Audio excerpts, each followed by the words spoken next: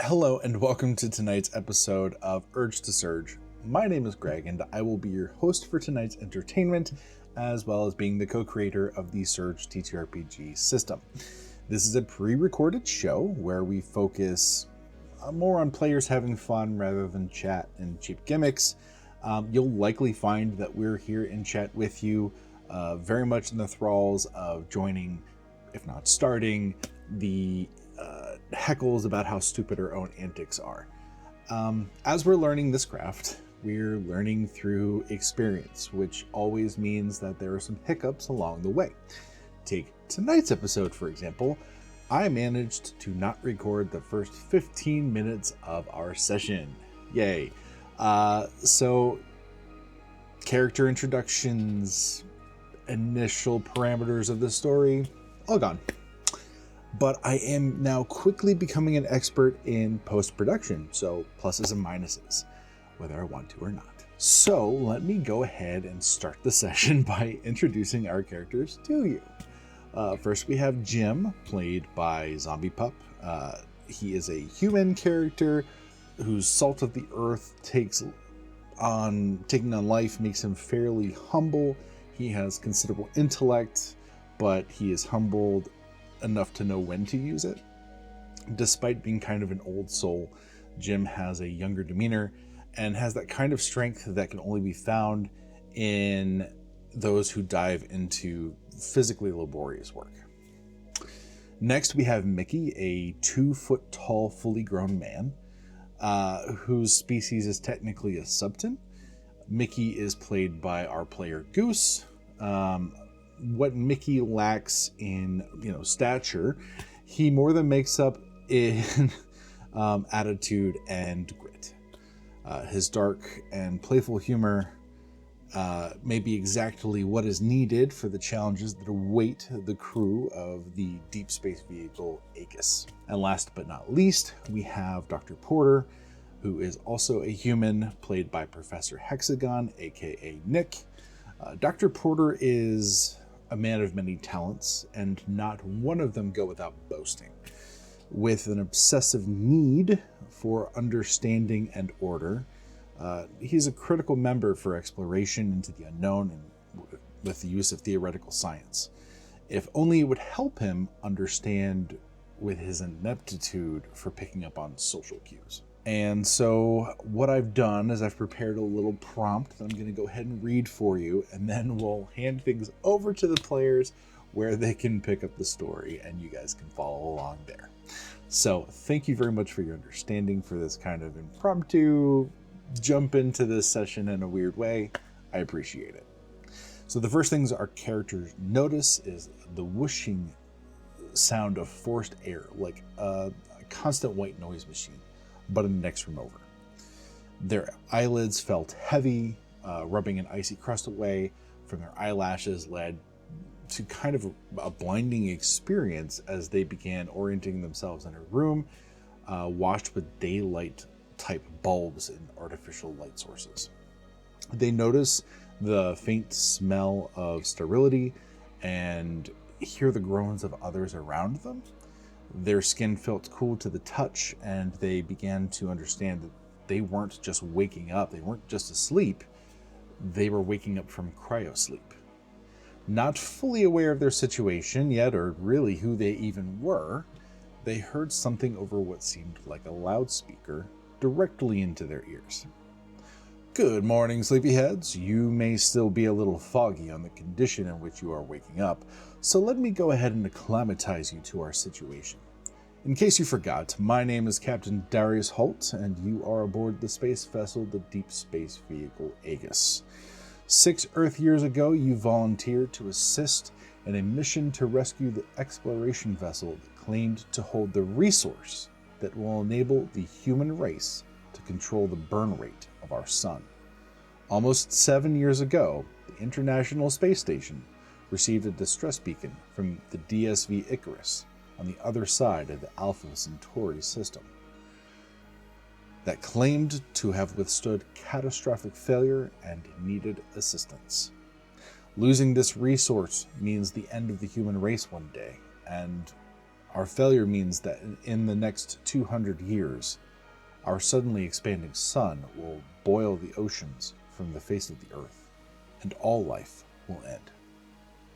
You were selected due to being one in 350,000 that could survive cryosleep and had a prestigious level of engineering experience.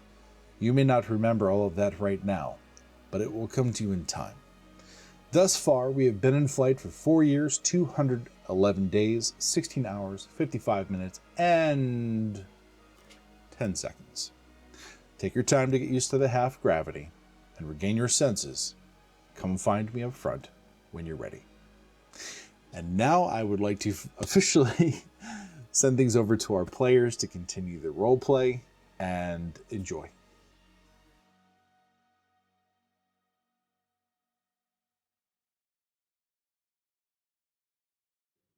Oh, That's all right. Well, we will recover. I'll do a little recording later that says, hey, this is what happened. It'll be fine. We haven't gotten far enough that it's going to matter that much. I feel like Porter may be more of a robot than Mouse.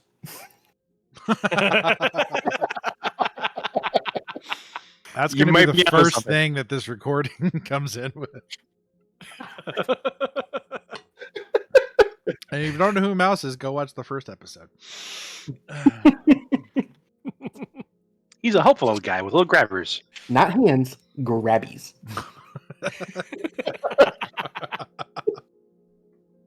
Have we seen anything of like any sign that anybody else is on this ship No. so far? Nope. So no food, no nothing like in the galley. It's just empty. Yep. There's like some sitting area in here. There's some tables and place that you can eat. There's a couple of recliners. You could just get some R&R in here, just relax. There's a couple of bookshelves that have fasteners so that they sit in there nicely and you can fasten down a whole set. There's like little portable game systems and stuff too. So it's meant to be an R&R place to eat, place to relax. So before this point, do we know anything about us being the only ones on the ship, or if there's supposed to be other people? That's a little bit foggy for you. Okay. Because you just came out of cryosleep, so like not all cylinders are quite firing. You haven't lost any of your skills, but like specifics of short-term memory might be a little bit lucid at the moment. If you want, you can attempt to make a memory check. Right now, I'd say it's a medium, so you'd need to roll a 10. Oh, so close. close. Can we make it a So stinking team close. challenge? No, it's got to be individual. So, anything you want to do in here? You said there's coffee machines. There is coffee machines. All right, Jim's gonna get a Yep. cup of black coffee. So is Mickey. You get it, but it comes in like a sippy cup because you're in half gravity. That's fine. That's just right for Mickey. You know, Mickey, it's kind of weird. They're expecting this guy over here to break so much stuff. They sent two of us along to fix it. At least somebody was thinking ahead. I'm a little nervous about how this is gonna go, but it's an awful big ship for just two of us to fix everything he breaks. Well, look at it this way. At least, if anything goes bad, we're not going to know. That's what I love about working in space, man. You don't smell the manure before you're flying out the window.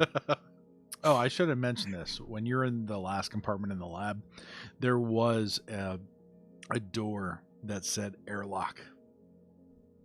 Nice. It just seemed relevant now. So the next is a crew habitation. This has like dedicated beds, actual bunks. Instead of just being like kind of pull down cots, these have built-in bunks. They look pretty comfortable. They've got straps for when you're in 0G. And generally speaking, like there's not a whole lot of interesting things in here except for beds, and the beds themselves, you can see latches. If you were to pick one up, you would see that there are trunks underneath that would hold like clothes and stuff like that. there are exactly 4 bunks here. So that would lead you to believe that you were intended to be a crew of 4 initially. I think we might be missing somebody. Did y'all see anybody else back there sleeping when we were all waking up to get to work? I mean, maybe the fourth one is the voice over the speaker. I mean, that's definitely possible. I can't ever tell what's AI and what's real anymore unless it's standing in front of me. I mean, to be fair, some of the real things could still be AI. Like our friend over here.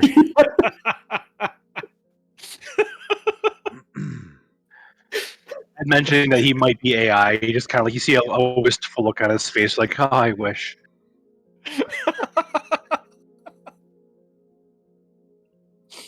So the other thing in this room is that this is the final compartment before you're at the control module, where it says "control" above the door. This is as far as you can go before you have to open something. I'm assuming the captain's going to be in the control module, so he's going to go to open the door. But is there any sort of obvious latch mechanism, or Yeah, there's a couple of things here. You see a camera that sits above the door. You see that there is a digital number pad on the right hand side, and then there also appears to be a hand crank. part of me wants to go straight for the hand crank, but I think You can go for the hand crank. I'll go for the hand crank. Yeah, it How opens. high? I was just curious what you're gonna do. He was just going to knock and yell, basically. What were you gonna say, Goose? I was just gonna ask how high the camera was up, like from the floor. You guys are right underneath it. It cannot see you. Oh, like just me? Yeah, it can see the other two fine. Fair. So you're gonna knock on the door, or you're gonna open it. I'm going to open it. Okay, you open it, and so you're all wearing different colored, almost pastel of some color or another you can choose. It could be orange, gray, whatever, but it's more of a lighter color. The person inside who turns to look at the door opening, who's not that surprised, he's wearing like a dark navy blue pullover overalls, and so he just looks at you and says, "Well, it's about time you woke up." I assume you're the captain. I see you don't remember. Captain Holt. There must be some mistake. These two gentlemen that I'm with seem to be somewhat. He's thinking for a moment. It's like lowbrow. I'm used to being around more intellectual types, and I think that would help us more in this mission. I don't believe I'm supposed to be here, or they're not supposed to be with me. Well, you are an intellectual. That is true. That is why when you volunteered for this mission, you were selected. I don't remember volunteering. Oh, you volunteered, I promise you. But if you'd like to take it up with the complaint department, there's a door over in the lab you can use. Just gonna look over at Mickey. Just I like the him. door.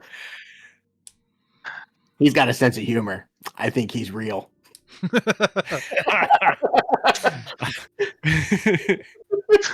He's like, okay. Oh. I will be lodging a complaint when we get back. I just wanted to let you know. He turns and walks out. Oh, okay. Nice to see you, hey. Doctor. Hey, guy. He's gonna like yell at Porter as he walks by. He's Yes. gonna wait for him to turn. He's like, "I got your complaint right here." Charmed. Turned back around and walked away. Well, As you're walking away, he's gonna say, "Dr. Porter, I apologize. I don't mean to be so grim. I'm a little grumpy. You all just woke up. I've been awake for a year. Got a little stir crazy. I understand that you might be a little confused, but I promise you nothing nefarious was done. You volunteered for this mission of your own free accord." I appreciate the reassurance, and it will be noted positively in my complaint. I look forward to your Yelp review. 3.5 stars. No, it's a 15-point scale now. Wow. Still 3.5 stars.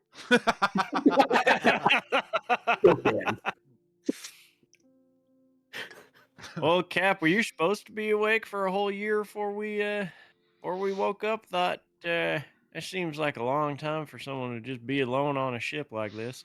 Well, someone had to be aware of when we reached our initial destination. I thought that's what the AI was for. AI can certainly get us there, but being able to wake up everyone else on time might not work so well. You can't trust that AI to do shit. The AI is capable of quite a bit, and they could have opened the pods, but they wouldn't have been making sure you were breathing and make sure that everything was removed from you like I was able to do. Helios has been pretty useful, but the only one I could talk to for the last year. Not that Helios actually has an opinion about anything. Oh, that's okay. Neither does our friend over here. Where are we at on this whole trip situation? The whole purpose of us coming out here, and do you remember the original briefing before we left? We'll probably start there. Something about finding a ship distress signal. I don't know. I'm having a hard time. It's a little fuzzy, but I think the whole point is this guy's supposed to break stuff and we're supposed to fix it. Well, don't be breaking anything on my ship, please. That would be excellent. That said, we are exactly where we intended to be, which is at the beginning of the Alpha Centauri system, at least its orbital system.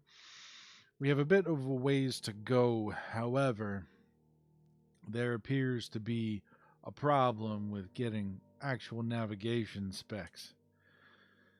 The distress signal we got gave us some elusive information about where exactly they are. However, their active telemetry distress beacon is coming from this direction. The initial message, however, said they were in the Sirius system, which is virtually impossible. The telemetry signal couldn't be here if they were in the Sirius system, so they must have been confused. They might have ended up in this silly system instead of the serious one. I'm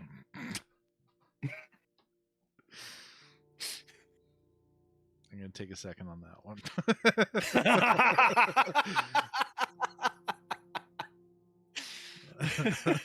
Let it wash over you. Yeah. Jim's a simple man. Oh, that was complex. That's why I liked it.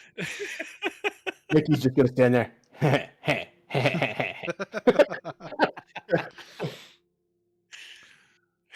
Well, that would be impossible because that would be a 90-degree turn from Earth to go a different direction. So, here we are. And now we need you to help us figure out exactly where their telemetry signal is coming from.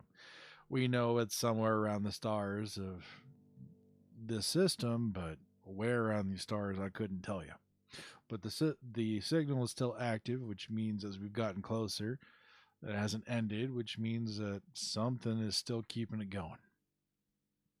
Whether it's the crew or not. But they did say in their distress message that they were able to send out before the telemetry beacon started that, well, they were going to have to switch over to probably life support. At least that's what we believe they were trying to tell us.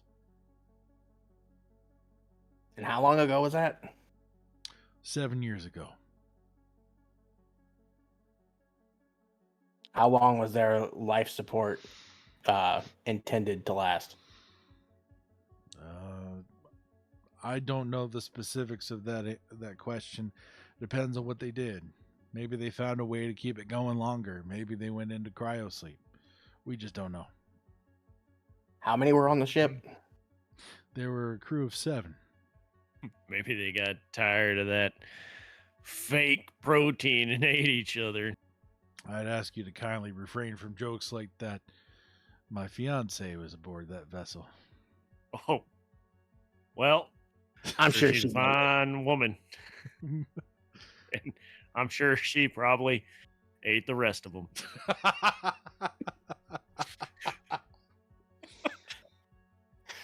She sounds like a survivor. Real strong lady. It's not saying much, but she's 10 times smarter than I, so if there was someone that figured out how to survive, it would be her.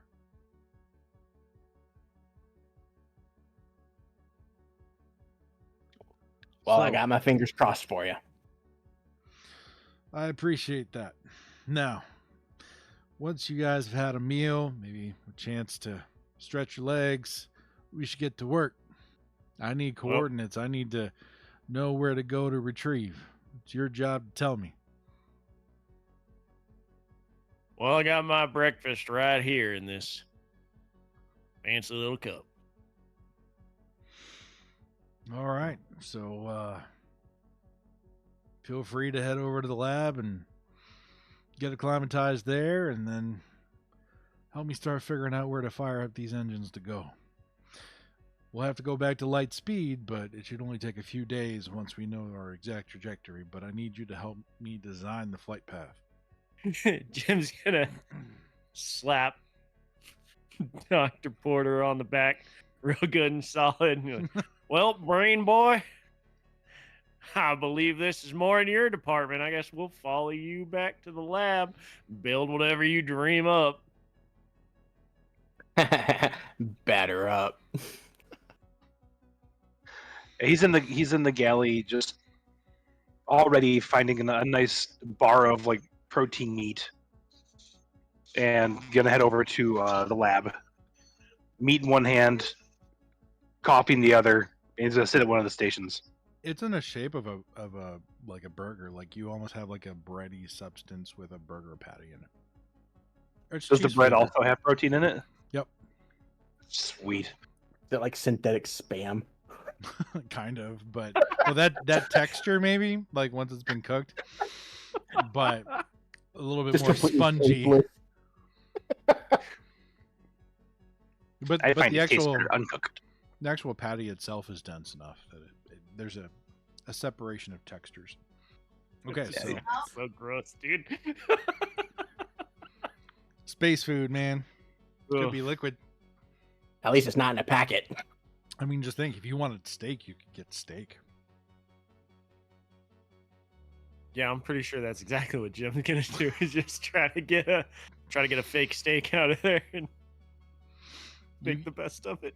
You get what looks like a well cooked, unfortunately, a well cooked steak. It's even seared on both sides.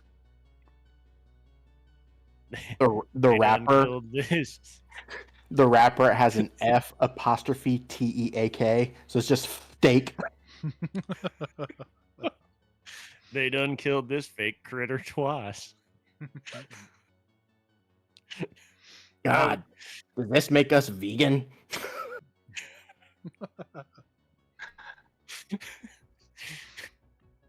We'd have to Well- talk about being vegan as much as that guy talks about being a intellectual. Man, I don't know what you guys are talking about. Well done steak is the best steak. It's completely cooked through.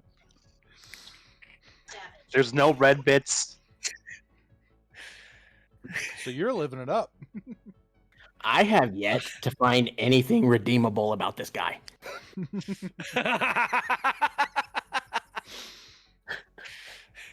Yeah, that about makes sense out of him. Yep. All right, so got your food there, Porter. We gotta get to work, man. I don't necessarily want to get back to work or back to Earth quickly, but kind of want to actually complete the job. Doctor. No, I'm not a doctor. No, I'm a doctor. Dr. Porter. I never would have guessed that, Porter. No, never mind. Weird first name.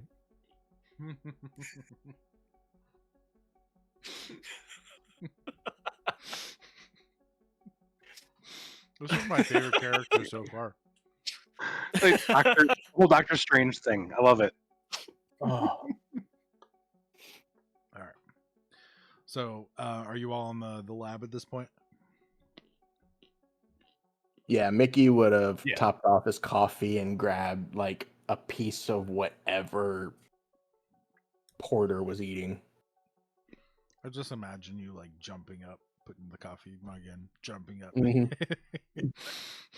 Either that or he'd like go find like a stool or just like a chair or something for him to like crawl up on. Nothing is substance size. Not a single thing on this entire vessel. We haven't even talked about the bathroom situation yet. All right. So, you have a whole lab space, tablets. Each desk has like clipped on or latched on, articulating flat screens. You can kind of move around wherever you want. There are keyboards, and I mean, what do you want to do? Like, you have access to an infinite amount of technology and information. I think for Porter, he's going to look through the information leading up to the ship's distress signal. Anything that they could have. Okay. So you you learn that the distress signal. Now, do you remember the timestamp that I gave you? From the cryo bay when you first kind of came to. It's 22 something. I remember it was April 13th because that's my birthday. So you see a date. It's like March 4th, 2670. Yeah, gotcha. March 4th, 2670. Which still wouldn't be 7 years, to your point.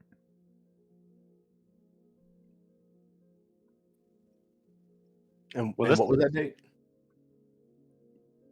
March 4th, 2670. That's the No, I last get that, but data we what- have from them before the distress signal hit. Nope. So it's currently April 13th, 2675, right? Mm-hmm. And March 4th, 2670 is just the only entry on there. Yep.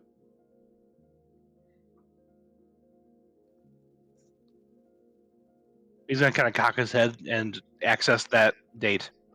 Roll me a memory check. That's a 4. We need a 5. All three of you can. Okay. Memory? Jim, Mickey, you both were given some brief about the mission. You may not remember the brief itself, but you remember learning a little bit about time distortion. And that the further you move away from an observer on Earth, time is different for you. He's going to be sitting at his desk just absolutely grumbling because he's not putting that together. It's like, that's not 7 years. It doesn't make any sense. Mickey is going to let him sweat for a minute and just kind of like try and figure it out. And he's just going to walk over and pat him on the leg. Time what's distortion.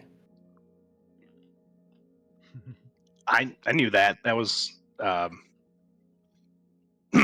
it's probably from this cryopod and this something wrong with this meat. Oh, I of think- course, Porter. Yeah, we know you've got this under control for sure. So time distortion, yeah. So what information is in there? You're the only one looking at the thing. So, in terms of Earth years, only 5 years have passed. But in your own observation of time, you have been traveling for just over 4 years. And then you also had training time, and there was time between the time that the signal came in, the Earth. So from your perspective, from your personal timeline, 7 years have passed. However, on Earth, not as many have. Are we time travelers now? Effectively. So essentially, the closer we get to them, like the more time has passed since the signal went out as far as their interpretation of time. Mm-hmm. Delightful. So we're effectively 2 years behind. Yep. What sort of information am I able to access from that date? You can find the original message. Yeah, he's gonna pull it up. It's in text. You don't have the audio. But it reads, begin message. Mayday, mayday, mayday. This is error corrupted. Nancy Dre, error corrupted. We on the DSV Icarus traveled to error corrupted. We found a solution to expanding stars and we're on our return trip when error corrupted. Ourselves in a void that sees no light. Error corrupted. Support systems failing, moving to error corrupted. You can save us soon. Interstellar coordinates, Sirius system, 20 degrees, northern pole, 275 degrees from Sol, 2 to 2.5 parsecs. End message. Porter, can you read it out loud?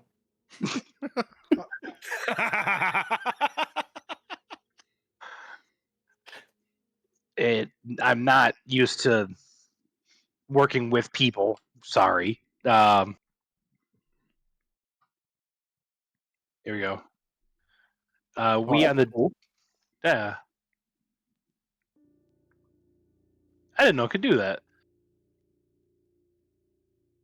It seems to corroborate what the captain was saying, with them thinking they're in the Sirius system, but we think they're in the Alpha Centauri system. Do the coordinates that we have line up with that? No. First of all, you're not in the Sirius system. You're in a completely different star system. Well, I just meant like the whatever was tagged at the bottom. So the Sirius system has one star. So you'd have to know which star that they were talking about if they thought it was the same star. So it doesn't help you. Hearing them saying that they're in a void that sees no light, am I able to put together some sort of like bare bones theory as to what happened?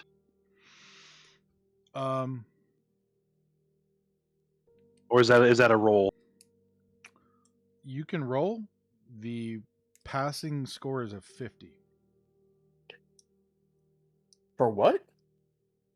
To see if he knows what this could be. Is that an intelligence? It can be memory or intelligence. It is a legendary Passing roll is a 50? 5-0. Individually or a team effort? Individually. However, if you've got it, you fucking earned it and I'll give it to you. So it's a little bit less than a 50. So close. Damn. I got the 5. Does that count? It counts for an answer. No, you don't know what this is. I mean, Okay. you're welcome to speculate amongst yourselves and build a theory off of that, but I can't confirm it for you right now. Well, so what I'm thinking we should probably start with is it says that I found a void that sees no light. Maybe we should be looking around the system, see if we can find a space where there's not any stars coming from it or any kind of a light, and maybe point that direction and do some scans. Maybe it's a black hole situation. Black holes aren't real. Talk about Nessie in space over here. In the year 2675, Nessie's been proven true. And she still hasn't gotten her tree fitty. He's still gonna stand behind what he said. Doubling down. Can't convince me that Nessie's real.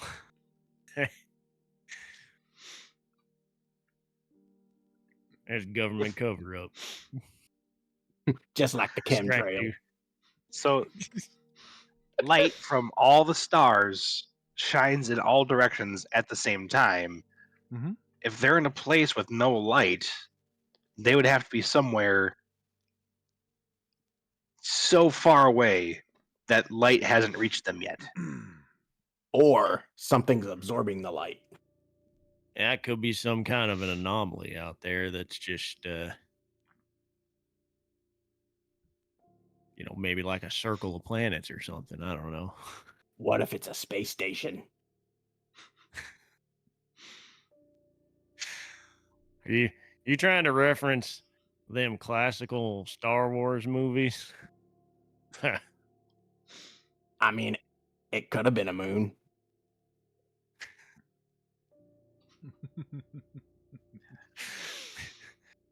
Guys over here making theories out of children's books.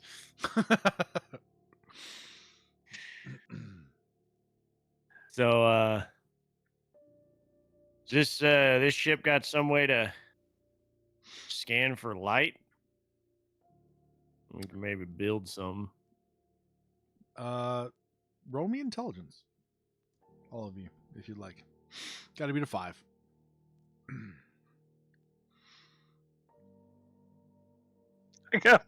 Porter is like positioning himself as the smartest person here. Every single time we roll intelligence, everyone rolls higher than him. Whoa, Mickey! Holy Look at Case that in roll. point. Case in point. Very nice roll. So, Dr. Porter and Jim, you both are able to work through the tablet to find a screen that speaks to different sensors around the ship, and they seem like it's a pretty good interface. Like you could click on something and then give it coordinates and then run scans and all sorts of things. You have everything from like synthetic aperture radar, which would give you you guys are in motion presently, just not at light speed. You're running about 38,000 miles per hour. And so you could run synthetic aperture radar, which shoots off a signal and then it uses an algorithm that further down the flight path, it would expect an image back and give you a visualization in terms of sound waves, what bounced off of it. You have panoramic multispectral cameras, you have IR sensors, lasers, the whole gambit of different types of sensors on this, and you can aim it in literally any direction that you like. Specifically, Mickey, you happen to come across a screen that says Helios Manual. And in that, it starts to dictate all the different things that Helios can do. Give me a second here. Hey guys, I found this book. And also, I can see smells.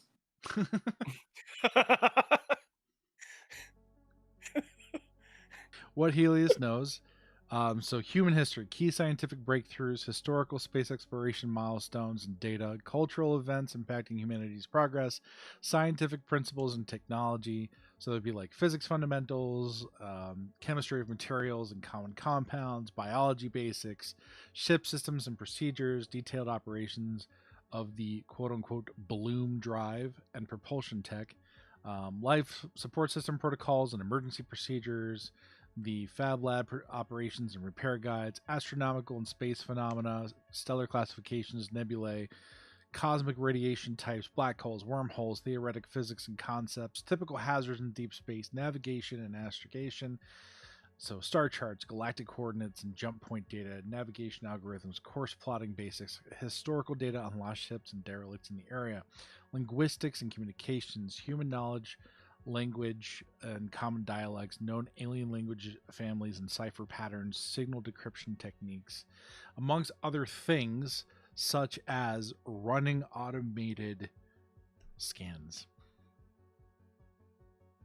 I think that last one sounds important. And it says to activate, Yeah. you say, "Hey, Helios."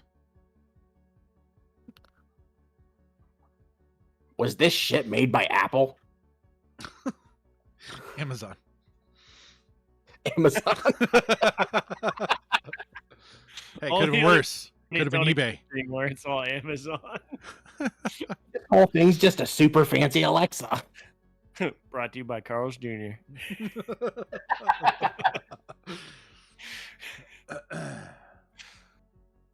Oh, So he'll say, what was that last one again? Hey, Automated- Helios. Oh, No. automated scans. Hey, Helios, bring up automated scans. No scans have been initiated. So, voice comes over the loudspeaker.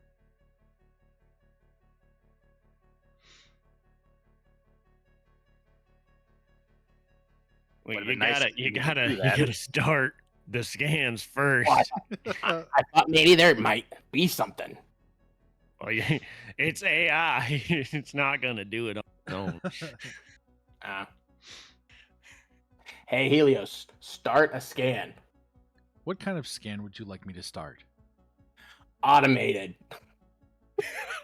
What kind of automated scan would you like me to start?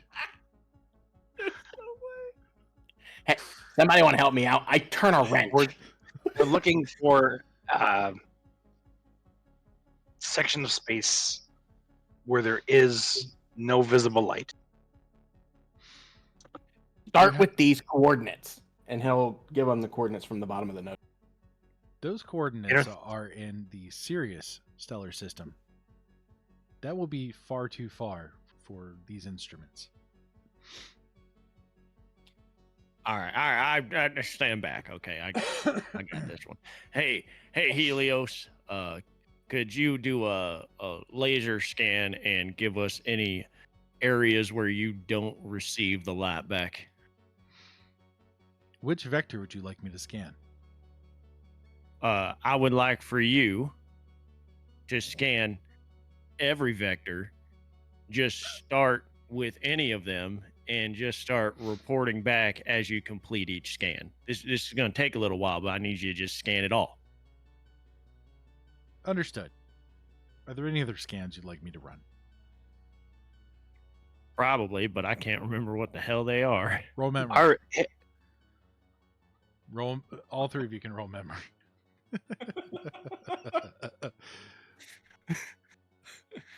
All right. Not Dr. Porter. How is- But Jim, Mickey, you remember. I'm convinced that Porter's part of the ship and it's not the good part. You both remember there is an active telemetry signal, which means there's a live RF signal that is coming from a specific direction. We didn't know which direction that RF signal is coming from. You just scan for that. Based on the frequency difference of arrival between all access of RF receivers aboard this vessel, the direction of the signal is between Alpha Centauri A, Alpha Centauri B, and Proxima Centauri, the three major stars in this system. That's very specific. Could you narrow that down? A telemetry signal may come from any one of those vector areas, but it is definitely coming from between those stars. That would be a fantastic area to begin searching. I feel like that gives us a solid triangulation point. I mean, I guess it's a start, maybe. Hey, Helios, start the scans in that direction? The IR spectrum is going to produce black spots where the sun is. Is that okay? Could you ignore data on the black spots where the sun is and give me any other black spots that appear? Yes. Also, if we were to plot a course from here to that triangulation point, how long would it take us to get there at top speed? At light speed, it would take you approximately 3 days. Is there an intercom system for us to be able to talk back to the captain? Yep. You can see it looks like an old, like 1990s kind of intercom with the big fucking thumb button. I'll go over there. Hey, Captain, we're running a couple of scans, but preliminary directions are headed your way for us to get moving towards a signal. You hear over the intercom. Roger, do we start moving into light speed now? No, hold on, Lightspeed. I just want to make sure we're heading in the general correct direction before we fire off full speed. Save a little bit of time. Roger. Hey, Helios. Are there any launchable probes on board? There are no launchable probes on board. There are EVA suits. Do you have the resources on board to perhaps build a probe? You have all the necessary components to build anything you would like. What I'm thinking is, if they went into the center of that 3-star system and disappeared, we shouldn't go into the center of that 3-star system, but rather fire off a probe there. He's got to begin work on general construction of a probe. Okay. Scanning Jim's gonna complete. just watch him awkwardly, like trying to figure out if he actually knows what he's doing, trying to design it. 'Cause Jim 100% thinks he's just a designer type person. Scan complete. One of the flat screen panels on the desks lights up, and you can see what appears to be almost a gray spectrum image, and it's a lot of vacuum of space, and then there's like this gray haze around where the stars would be, and then in between the stars where there is some gray, there is this immobulous blob of black. So it looks like it's cut out of the gray area between all 3 stars. Jim's gonna send that information immediately to the captain and just relay, hey, based on the message, we think our best place to start looking is gonna be inside that black spot. But Porter Doctor over here is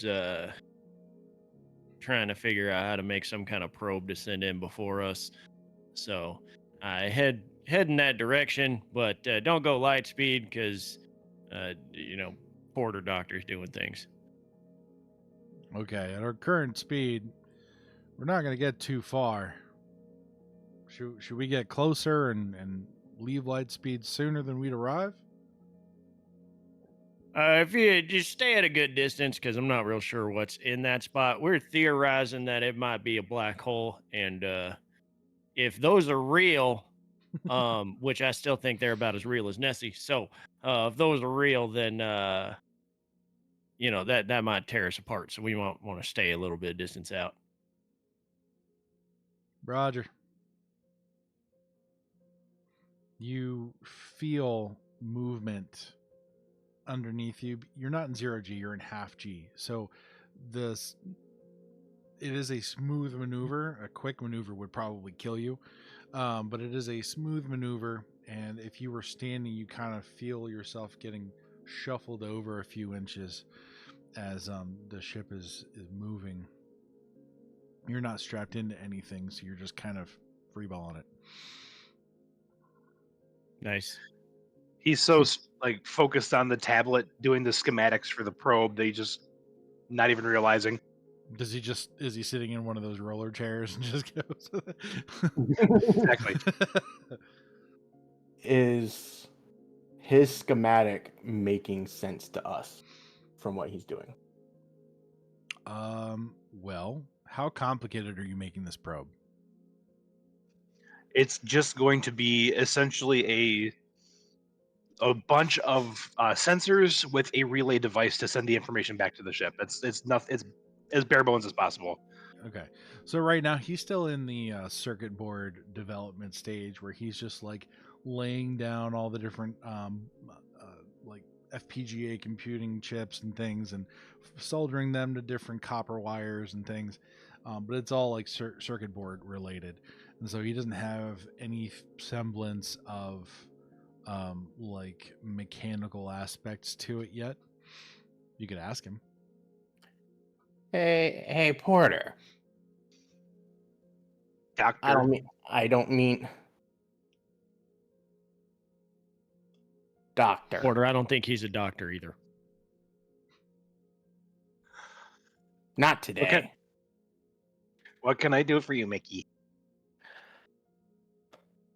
If you had to give a rough estimation of what you need the outer shell probe size-wise to be, what would that be?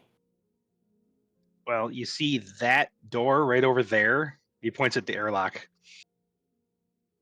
Seeing as how we don't have any sort of launching mechanism on this ship, that door is our launching mechanism, so it has to fit in that door. What would be the dimensions of the door? Well, I think if you measure it, Mickey, I think we'll figure it out real quick, bud. From just looking at it, it could fit. It could easily fit like a fully EVA suited Momin.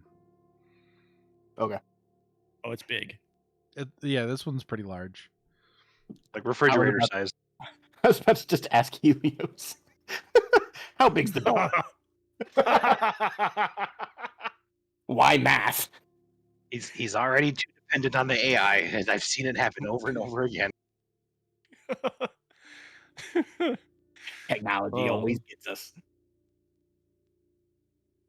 So Well, Mickey is going to reach up and tap Jim on the knee and kind of like nod him over once he looks down and go over towards the fabrication table.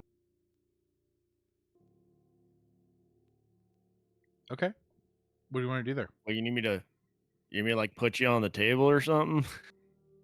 No, I was thinking more of like a two sets of eyes kind of thing. This wasn't Oh, okay, uppies. okay. But since you Well, mentioned it, he's just gonna put his hands up. Well, if you can come up with some kind of a whole situation, I'll get some kind of propulsion just in case we need some kind of control while it's out there. I'm gonna start working on a propulsion system. Okay. Can you help me up to the table? Could you say please? Jim's just gonna drag him and hold him up above the table until he says please. Remember, you're in half G, so I mean, you really just easily. Please. Oh, absolutely, good sir. Drops him down on the table.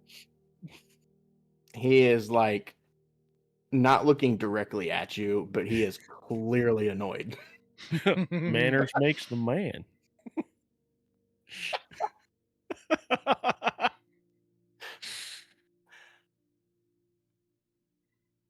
Okay, so let's do some engineering here. We don't have to get into specifics. Let's do some rolling. So let's see how long it's going to take. It's going to take. Let's see. I'm going to have you each roll something. So, you are creating something mechanical in nature. Both of you. So I'm going to have both of you roll mechanical. If you roll a 3, it will take 3 hours. A 4, it'll take 2 hours.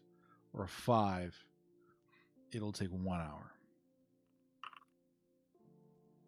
Okay, so between you guys are able to knock this out in like 30 minutes. So over to Dr. Porter. You need to roll mechanical. Same thing. 3, 4, 5. Ooh. Nice. Nice. It takes you 15 minutes to finish what you were trying to do. You sat there and you coded everything and you gave it all of its command prompt and everything it needed to do. You set up a remote interface to the tablet that you guys could interface with in 15 minutes and you are just done. You're ready for them to be finished. I think we finally figured out what he's good at. Yeah, waiting on you guys. Well, we were making much larger parts than what you were, so.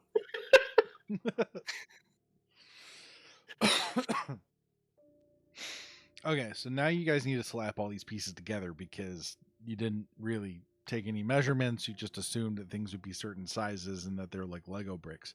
So let's do this. You guys need to cumulatively roll a mechanical 10. A medium difficulty. Moderate, rather. Any questions?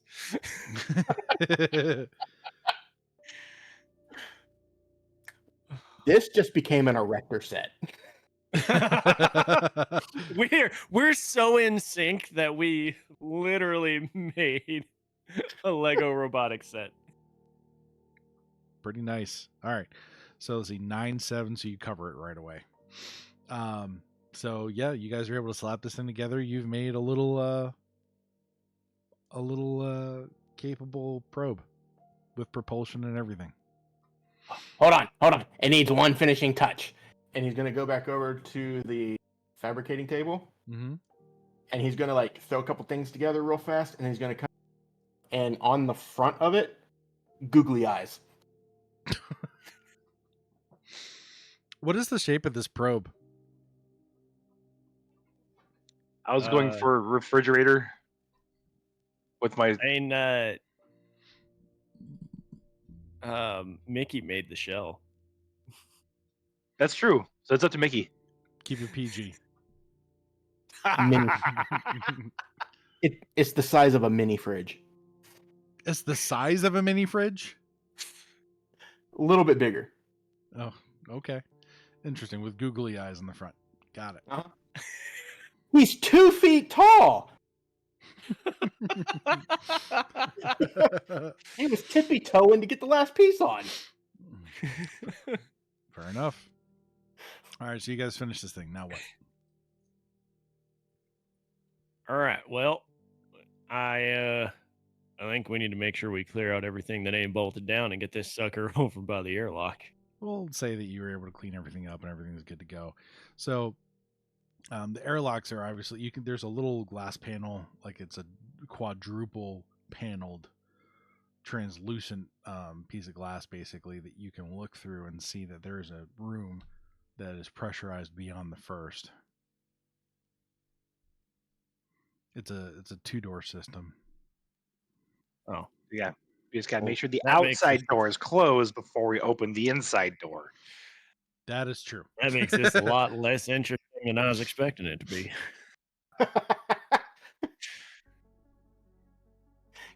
Gotta go fast. Well, I'm going to use my handy dandy little tablet thing to make sure that it's safe to open the inner door. Yep, And everything we're looks gonna- good. Opening the inner door and shoving that sucker in there. All right, so you open it up. It's clean. It's sleek. Surgical, kind of sterile. It's set to the starboard wall. So starboard would be right side. The hatch blends into the surrounding panels, outlined only by a lit ring of soft blue light and a hollow tag reading Isolated Access Port, EVA Control Station 2. Quick question. We built this in such a hurry. If it would take 3 full days for us to get to this point at full speed, which is light speed, how fast is this mini fridge going to get? It does not have the capacity for light speed. I think we're going to need to wait to fire it until 2 things happen. 1, we get out of light speed because we're close. And 2, I think we need to put some fuel in this thing to run that propulsion system, or it's going to be real awkward once we get it out there and it's just floating around. We just push it. It's just like, meh. Oh, it would shoot off into space. There's enough depressurization that would occur. But Definitely not at light speed. no. So, Jim's going to find some fuel to make sure we fuel this thing, because I'm not going to let that be a detail get used against us later. Smart. I will. On this one, I will. But because he's clearly a redneck, he does it with kerosene. That doesn't burn in space because there's no oxygen.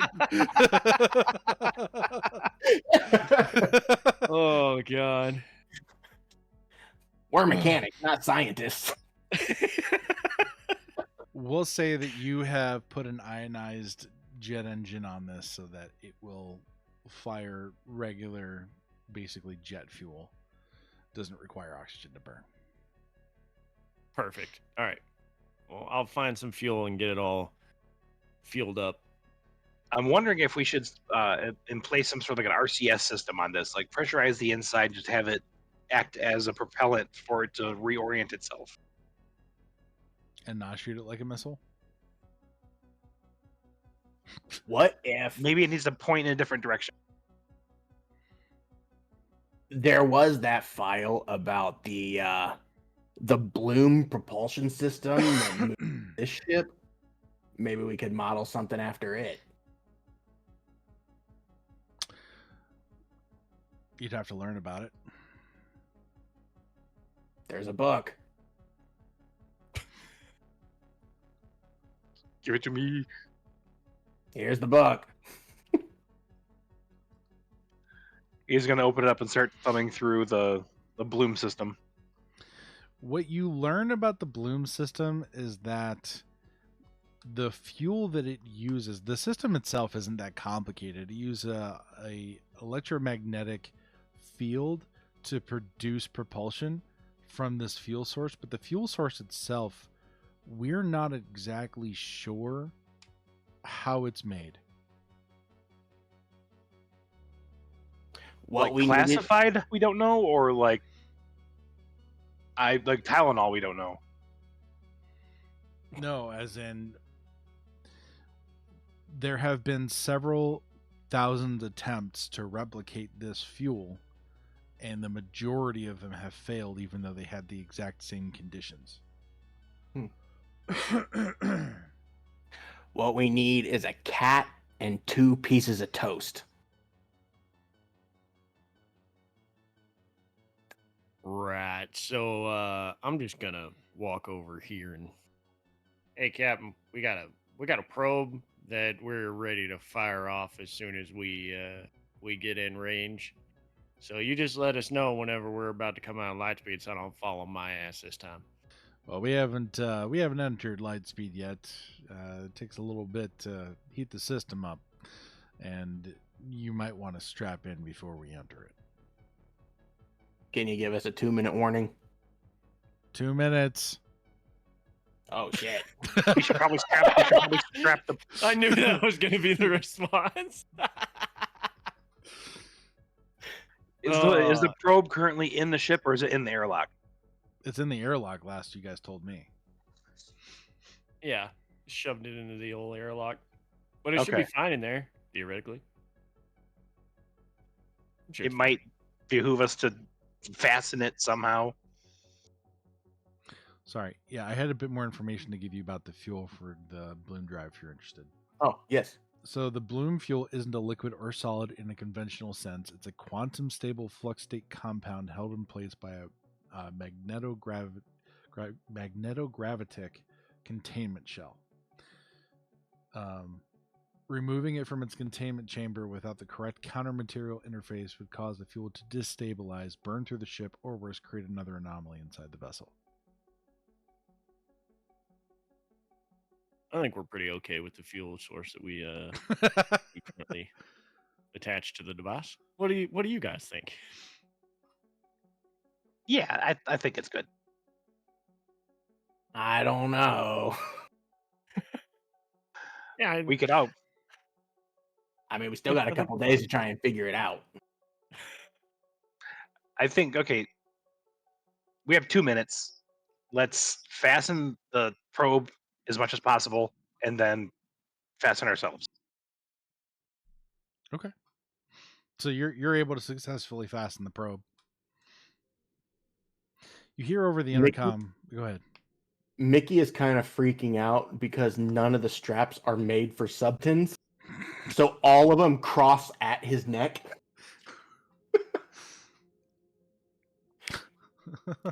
Guys, how do I do this and not die? You remember that in the cryopod you had like, you know, those those it's funny now, those little buckles you can get for dog collars. You realize your suit, like your coveralls, they've got like all these little loops on them, and in your cryopod you had a bunch of those that basically took the buckles, extended them, and then were basically pinned to you. Shit. I'll be right back. He just takes off. You literally just hear and just running off. Grabs them, comes right back. Okay, so you come back, you've got them. You weren't hard to find. At least somebody thought ahead. So you hear over the intercom. So I'm supposed to just point the nose at in between the 3 stars in the system and just hope for the best? Is that the idea here? Jim will hit the intercom. No, I told you, I sent you the picture of the scans. We're headed towards the dark blob. We're not just vaguely going in. Head towards the dark blob. You're going to hear back over the intercom. That's a very big blob. Which point on the blob do you want me to go after? So let's do it this way. It's technically 3 days to get there, right? To like is that to the center of it, or is that like to the outermost that we know of? That is to get to approximately where the blob is. Okay. Then instead of it being 72 hours, let's set it for like 54 hours. That way it'd give us time to approach and do any last minute reconfigurations. Okay, as you say. Light speed in 3, 2, 1. You feel an enormous amount of pressure on whatever side of you is not facing the front of the ship, depending on how you oriented yourself and what chair and wherever you happen to be. There are places you could strap yourself in, walls, chairs, your cryopod, in a bunk, wherever, but you feel those G's. And considering you were already traveling at 38,000 miles per hour, that's got to mean something. You are now starting to approach the speed of light, so you are probably sitting very close to 7 or 8 G's, even though this vessel was meant to absorb that on your behalf. Well, meant to absorb some of the shock on your behalf. After about 30 seconds, that feeling begins to subside. Air had escaped your lungs entirely, more than likely, and you were unable to even breathe. The skin has started to return to the bone structure of your face, and you are able to relax for a minute. But you might feel nauseous or lightheaded or anything else that would be associated with that. You hear over the intercom, "I hate when that happens. You all still breathing?" Yeah, we're all still here, Captain. I'm glad I remembered those straps.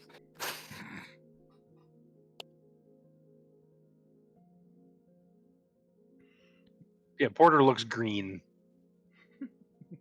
Shouldn't eat all that protein. He's, oh. We up to light speed now. We headed the right way. We are headed the right way. We will be there in approximately just over 2 days. You are free to walk about the cabin. So Jim is going to probably run through all of the scans, specifically directed at the anomaly that we're headed towards, Okay. over the course of the trip, and try to like dissect that data, see if there's anything important that he can learn from it. Okay, so are you personally running the scans, or are you having Helios do it, or? I'd have Helios probably run all the scans. Okay. I assume there's probably not like an obvious way to manually do all the scans, so I'm just Yeah, gonna lean on it's Helios. perfectly easy to do it either way. Just Helios is probably quicker. Yeah, I'll just have Helios do it. So I have some reports that Helios can read to you. Does anyone have anything specific they want Helios to do? I can do it all at the same time.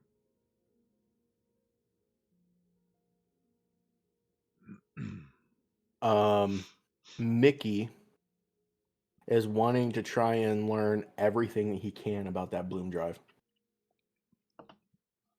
Okay. That's his primary focus. He wants to see, since nobody else has been able to do it, he wants to see if he can. Okay.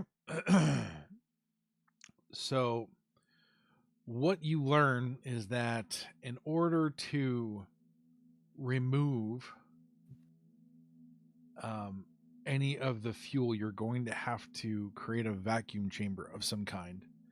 And there's very specific types of materials that can contain it without it reaching oxygen and basically murdering you all in a flash. And so your handy dandy periodic table will help you.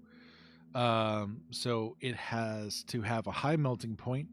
The boiling point must exceed 1,000 degrees Fahrenheit. I'll wait a second if you want to write this down. Yeah, start over again real quick.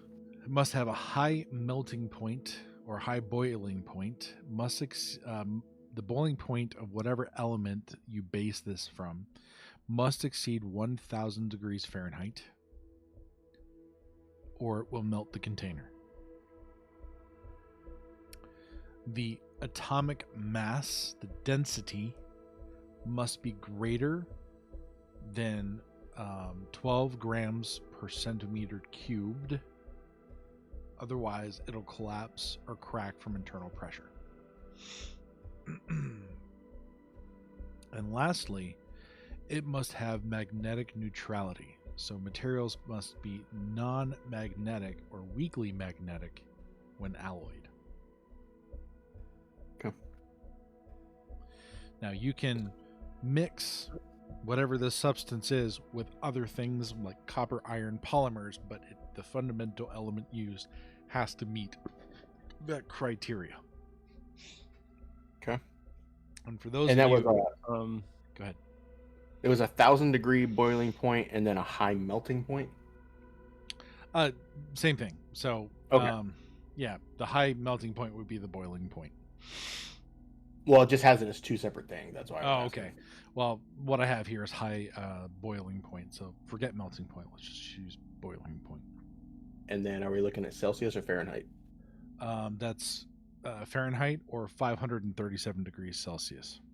Okay. There might be a couple others that work, but I've got 4 triggered ready to go.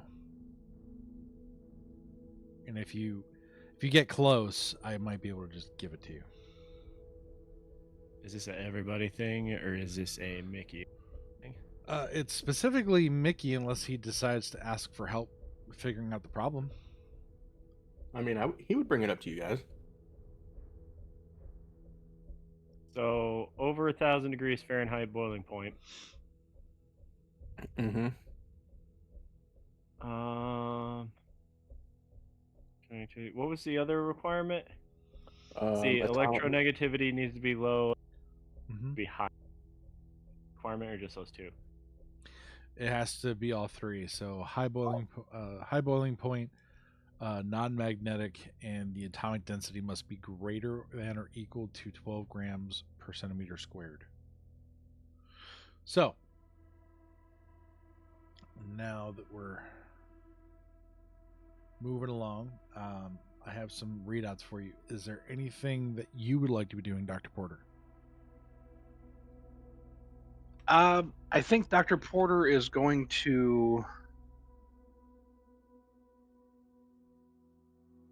somewhat, not secretively, but somewhat like kind of off by himself, try to use this time to design a one-person escape pod, just in case everything goes wrong, so at least he survives.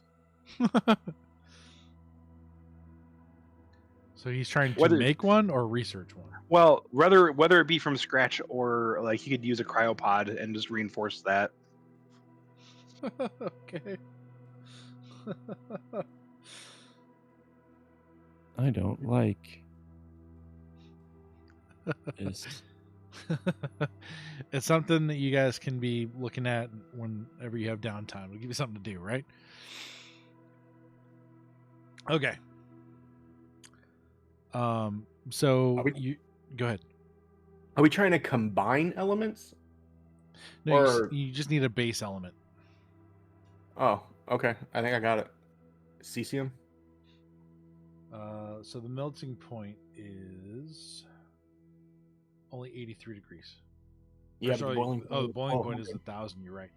1,000 degrees. Electron affinity, or no, electronegativity is 0.79, and then Density is too low, I think. Didn't you say it had to be 12? it had to be at least 1.8, 12. isn't it? Yeah, it is 1.8. Oh, decimal points. Got it. Yeah.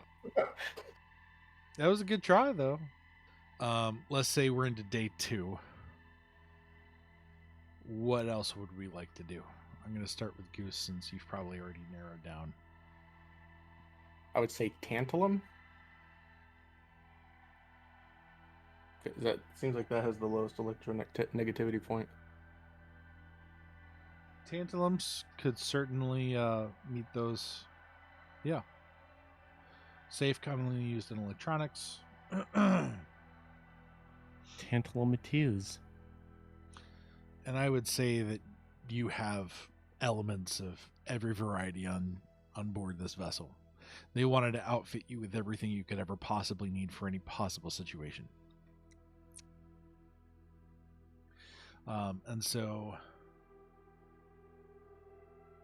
it is a transition metal, so you could end up mixing this with anything from tungsten to aluminum, copper, iron. You'd want it to be probably a metal container. Mm-hmm. So from there, what would you like to do? Like, as far as like combining it with something else, or just now that we've got this figured out, what are we doing next? What are you doing next? Jim's gonna be, while we're going over that stuff, talking about how black holes can exist, but but that this all the scans are coming back with absolutely nothing, which would theoretically mean that there's a black hole there, but it's got to be something else because black holes aren't real. Roll me either intelligence or memory.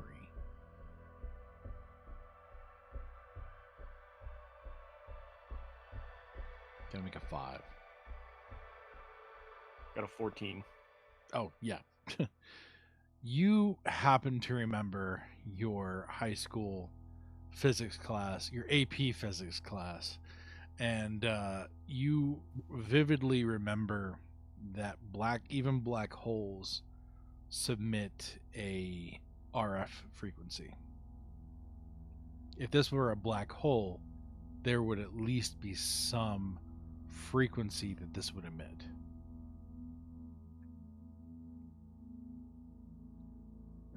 There's just got to be something there blocking everything. There's something we can't see that's just blocking all the signals. It's got to be what it is. There's a ship there, or maybe did they have a bloom drive on their ship? Like maybe the bloom drive just went poof, and this is They what sure happens did. when the bloom goes. They So, sure did. Your ship Maybe is they- the second iteration of a bloom drive. Maybe they tried to do the same thing we're trying to do. yeah, maybe we probably shouldn't make our own bloom poof. We're gone, and we're just the next. We're the next signal that goes out right before we turn into a big nothingness spot in space. I think we're doing okay. There is a certain amount of logic to maybe don't siphon off the fuel of your faster than light starship while it's going faster than light. Oh You- man. You could certainly build a box to contain some, though. Yeah, Without doing it. I think we'll be okay. If He not, doubles. we're not gonna Order know. redoubles his work on his escape pod. If not, it's not really our problem after all. I need I need Porter to roll me a metallurgy roll, please. I mean, if we screw this up, it's only gonna suck for about 3 seconds. Okay.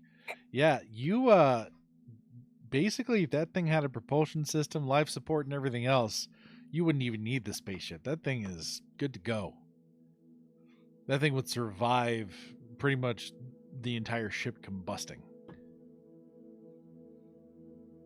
Nice. He's gonna kind of tuck it away, make sure no one can see it. You can't hide a cryopod. That's fair. But like throw a blanket over it, You've been in the same room with us this entire time. I wonder what he's doing. It's a backup cryopod in case my cryopod fails. It's the same cryopod. It has your name on it still.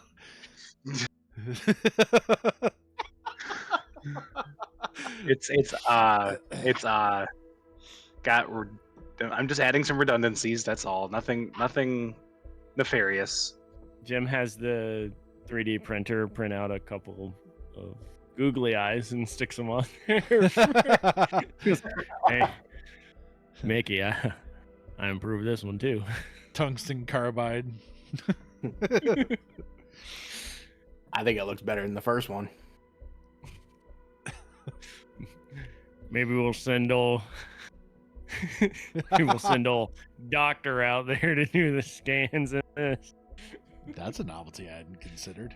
Hey, if we survive, I think we found our calling card.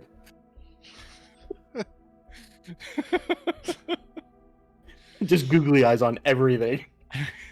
Nice. So you have reinforced this. You've learned pretty much everything there is to know about the fuel source. The other thing you would have learned, Mickey, is that you need to ensure that you have a supermagnetic coil to maintain its state in the device itself. Otherwise, it will still combust and kill you all. Okay, so what do I need? You need to have a magnetic coil within the non-magnetic container so that it can maintain its quantum state. Otherwise, it will combust and explode. Okay, so do I need to use like another element to figure that out, or just No. like a giant magnet? A giant magnet, you're well aware. I mean, the only thing it would have to be is it would have to be able to withstand, high boiling points. But aside from that, that's not hard to figure out. And there's a lot of conductive metals that would last it long. You know how to magnetize You can use copper coils and a rotational device to slowly magnetize metal, especially for something that small. This is something you all know to do natively, just based on your backgrounds. Wouldn't be hard.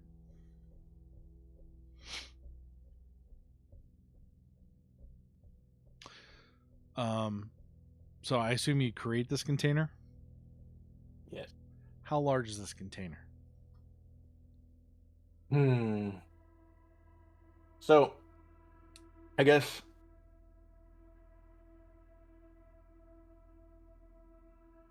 we're basically taking a little bit of the fuel source, more or less, putting it in here, and then trying to like duplicate it more or less, right? Yes. Kind of thing. Okay.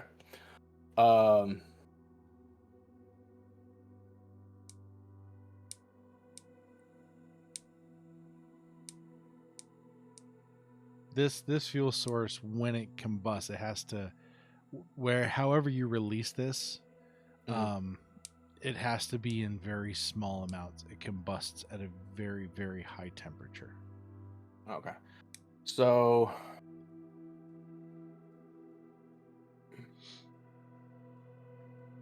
probably do it kind of like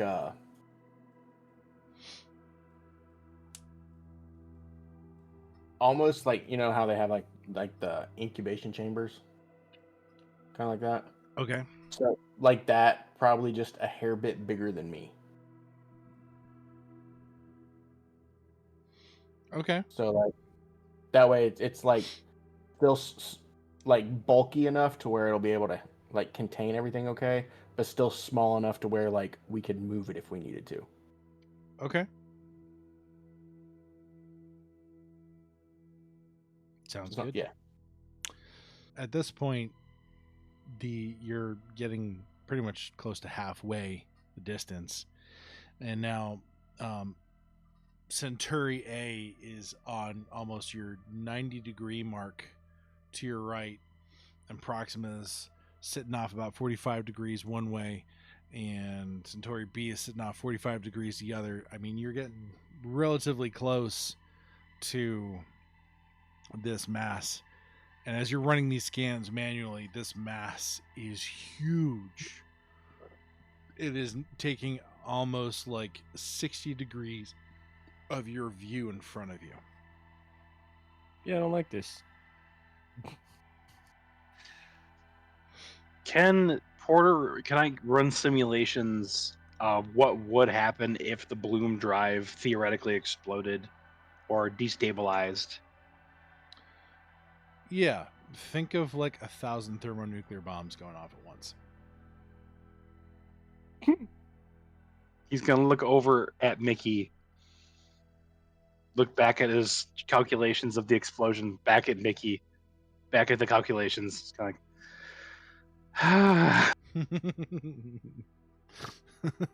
When all you see is risk. Hold my beer.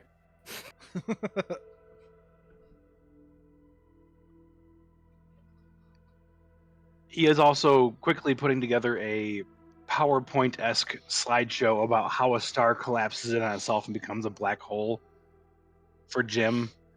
Very, very like very high level. He's going to go through the motions of it and kind of like click. And then it collapses in on itself. And there creates a singularity, a point in space that is infinitely dense. Yeah. And I'm sure you believe in Nessie and Bigfoot.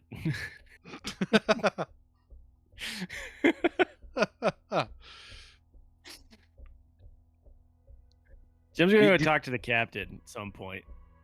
Veins popping in his head. You've only ever seen him come out like 3 or 4 times. You've seen him sleeping, but he kind of like sleeps in 2-hour increments. And he's one of those people that, like, when he has an alarm set on his watch, he doesn't really sleep those 2 hours because he's like, oh crap, did my alarm go off? Oh no, okay, I didn't oversleep yet. You know what I'm talking about? Where you just have that anxiety of missing your alarm to wake up. Yep. You learn little bits about him here and there through just side conversations and just little tiny mannerisms and things. In terms of where is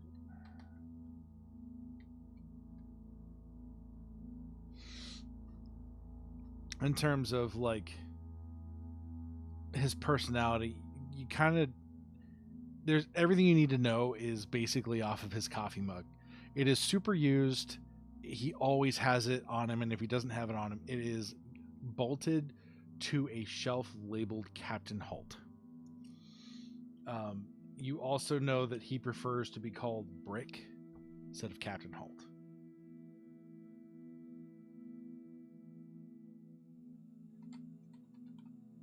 Well, Do any of you ask some why? point- Or yeah, at some point, Jim's gonna want to know why. Ooh. so it was his call sign from when he, in his earlier days from being a pilot, he was slow but unbreakable, and that's sort of his modus operandum, if you will. Gotcha. What else do you find? I mean, you can tell he's like unshakable. He's calm. He's deliberate. He's had a lifelong career as an astronaut. He's most known for being stoic and in emergency situations, like being the person that makes sure that his crew survives, kind of thing. He's the first one on, last one off kind of person. All right. Well, Brick, I got some weird news for you.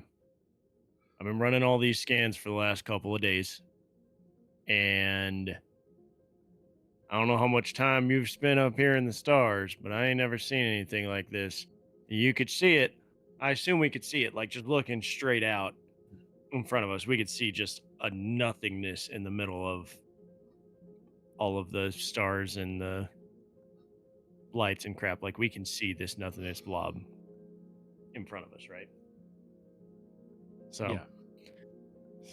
yeah, I'm just basically we're getting nothing back at all. I've run the scans multiple times, manually and with Helios. We're getting nothing from that. Have you ever seen anything like that or heard of anything like that before?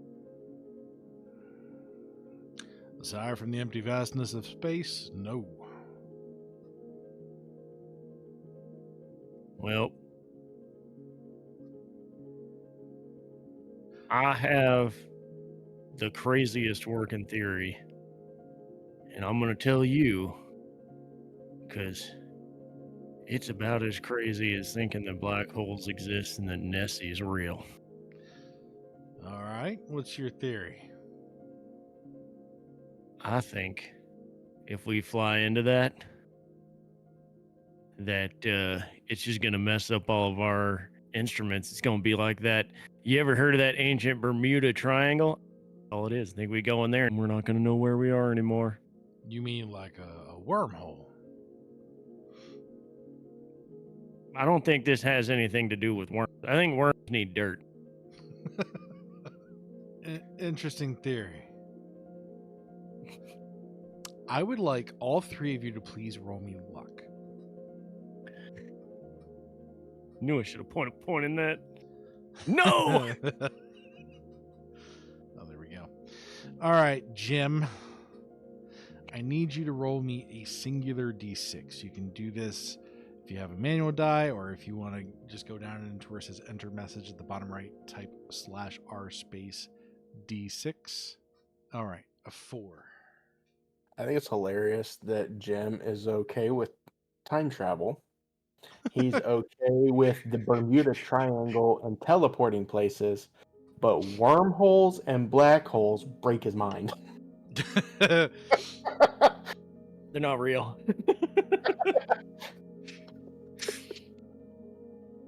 All right. So it's getting close to about the 48-hour mark. What are you guys doing at this exact moment in time? I don't know. I think I was just talking to the captain, so like maybe I'm still talking to the captain. Okay. So we know where you are. Where are the other two? What was our last marker? We're about at the 48-hour mark. But what was the one before that? We were about 1.5 days in. Okay, so about 36. Yeah. All right, so it's essentially been 12 hours. Mickey might have stopped to rest his eyes for maybe about an hour because he's been going pretty strong. Okay. Basically take a coffee nap. Sounds And he'd be back up to it trying to, if nobody's going to help him, he's just going to do it on his own. Of maneuvering the fuel from the primary source to the new location. Okay, we're gonna have to do some rolls for that. I figured. Okay. So is that happening now, or it's going to happen after this? It's going to happen once we hit the 48-hour mark. Okay. And what is Dr. Porter doing? I'm assuming he clocks Mickey trying to do this. I mean, were you trying to be secretive about it, Mickey? No, he's made it very clear what his intentions are. Then yes. He's gonna go chill in his cryopod. I thought you were about to say you're going to come give him a hand. Like, I gotta test something real quick here. Gets into the cryopod, just closes it. So all of a sudden, over the intercom, doot, doot. Warning. Electrostatic buildup detected on external surfaces. Internal system interference nominal. Degrading. Observed symptoms. Sensor ghosting. Robotic arm oscillation. Life support status. Experiencing temporal desynchronization. Suggested action. Discharge hull hesitance. I had to write this. To prevent arcing. Or do nothing. Risk tolerance acknowledged. Doot, doot. The lights flicker again for a third time in less than a minute. Then a loud snap from the lab module. Not mechanical, but electrical. A smell like hot dust. And then the taste of copper in the air. Your skin prickles from the static. Instruments across the ship begin to glitch, especially those closest to the outer hull layers. Helios doesn't sound concerned, but your own instincts scream short circuit. You'll need to fix this before the ship starts attacking itself. What do you do? Anybody else taste pennies? How the hell do you discharge a ship in space? We got to figure out how to discharge that electricity quick before this thing goes pop.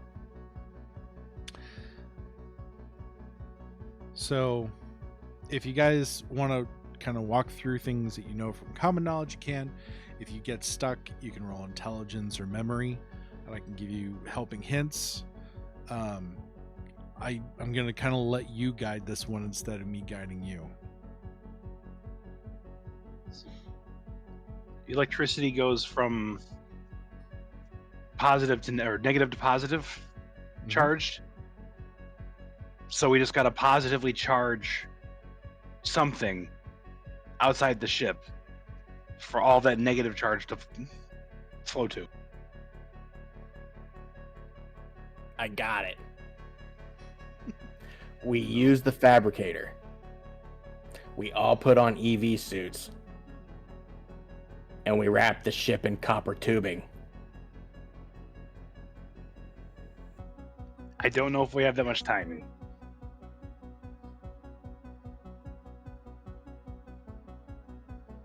You do have a bit of an idea there. We may not be able to wrap the ship in copper tubing, but if we can get some kind of, I don't know, maybe if we could get some kind of device that could contain the electricity and then run a line from outside the ship to this device, and it could just hopefully pull the electricity, and then if it pops and explodes outside the ship, it doesn't matter because it's away from us, but we could maybe discharge to that device or that item and have it go away. You know, like a capacitor. Like a Yeah. flux capacitor. I'm pretty sure that those definitely exist. So yeah, we could use a flux capacitor to get this done for sure. We've already proven that time travel exists. And we can just look at the ship as a giant DeLorean.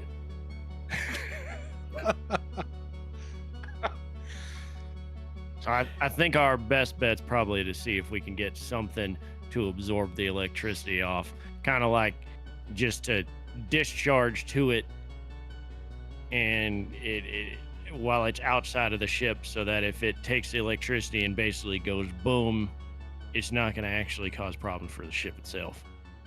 So basically, we need to create essentially a lightning rod, attach it to the ship with copper wire, and just drag it behind us like a buoy. That's vaguely kind of the idea. Oh, we did something similar when we were trying to protect the cows back on the manure farm. Did you just say manure farm? Yeah, I grew up on a manure farm. You farm manure? Yeah. Where do you think we get all the fertilizer for back on Earth? It's gotta come from somewhere. We farm the manure. No, I think you're right. I think technically you raise cattle. Oh, yeah. I mean, but the cattle are only there for the manure. We're farming the manure. I don't get why you Tomato, guys don't tomato. understand this, but we're in a hurry here. This isn't important. Yeah. Manure You're right. isn't what's important here. We gotta discharge the electricity off of the ship quick. What's hilarious is I feel like these kind of conversations are exactly what would happen in these kind of situations with a bunch of engineers.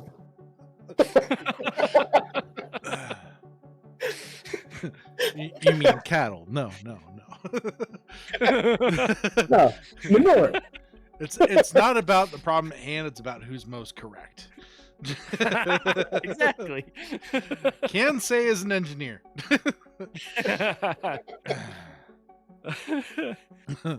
When in doubt, it all comes down to Rochambeau.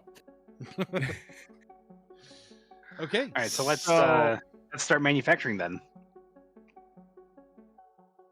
So, just as the theory of someone who's definitely not an intelligent human being in general, couldn't we just make like a big battery? Yeah. Right, with no charge in the battery, strap, like just copper, whatever, it's fine, and have it charge the battery. And if it overcharges the battery and explodes, like it doesn't matter, it'll still discharge where we're at. We just need a big enough battery to discharge enough we don't go pop. More or less, yeah. Yeah, so let's just make a battery. Okay. It would need to be large. I would like you please to all roll me luck one more time. We're dead. Oh, we're dead. We're dead. Oh, we've never been more dead. This is the most dead you're not we've been. dead. You're not dead. Angling towards the cryopod. While this conversation is going, Mickey is still transferring the fuel. At light speed? I'm kidding. I didn't. I'm just verifying. You can do what you want. I just want to know. No, we're focusing on the task at hand. Okay. That was a smooth, are you sure?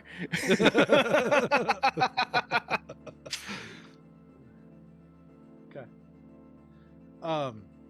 So you I should make you roll something for this. So let's do a metallurgy. You're putting something together fairly large, so it's got to be at least the size of Mickey, if not larger. Two Mickey. Let's do. You have all the materials that you would need to do this. Let's do a metallurgy roll from someone, mechanical roll from someone, and an intelligence roll from someone. I'll let you decide who rolls what. We're looking for a cumulative score of, I don't know what's fair. 10? I have a 6 to mechanical. I got My a 4 highest out of mechanical those and is 3 metallurgy. intelligence. Huh? You're what? My metallurgy is the highest out of those 3. For me, What is it? 5. Okay. My mechanical is 6. What's yours? Mechanical is 4, intelligence is 3, metallurgy is 1. Okay. Jim, take metallurgy.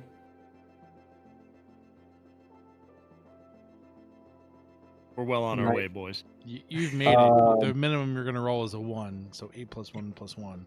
So you're able to make this battery. Very nice. You make 2 batteries. You make 3 batteries. Golly.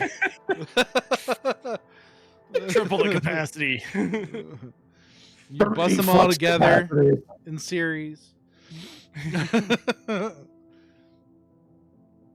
Oh Lord. Oh man. Okay, so you made this battery. Now what you got to do? All right. Attach it to copper wire Uh-huh. or whatever, and then we're gonna attach it to that metal piece of the door. Just like the locking mechanism thing. Okay, hear me out. We have to make sure that battery's outside, because if it explodes, Yeah. it needs to explode outside the ship. So Yeah. if we attach it before we send it out, it's going to immediately start drawing from that charge. We are still moving Also, faster than light. Just pointing that out. Yeah. Holt Another comes bit of a back problem. and says, "Okay, what do you guys need?" We need to drop out of light speed. That's my vote. Seconded. Okay.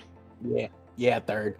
He runs back, and you don't feel the degradation in speed, like you did the acceleration, because the degradation of speed is relatively like deceleration takes much longer.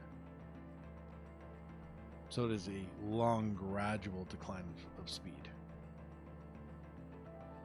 So, Good. oh, go ahead. Sorry. To get down to around 38,000 miles per hour is probably going to take a few hours. Do we have that kind of time? Mm-hmm. I don't know if we have that kind of time or not. Let's see. What's going to happen if we open a hatch at light speed? Mickey, you rolled a 3 in luck, the lowest, so I need you to please roll me another luck.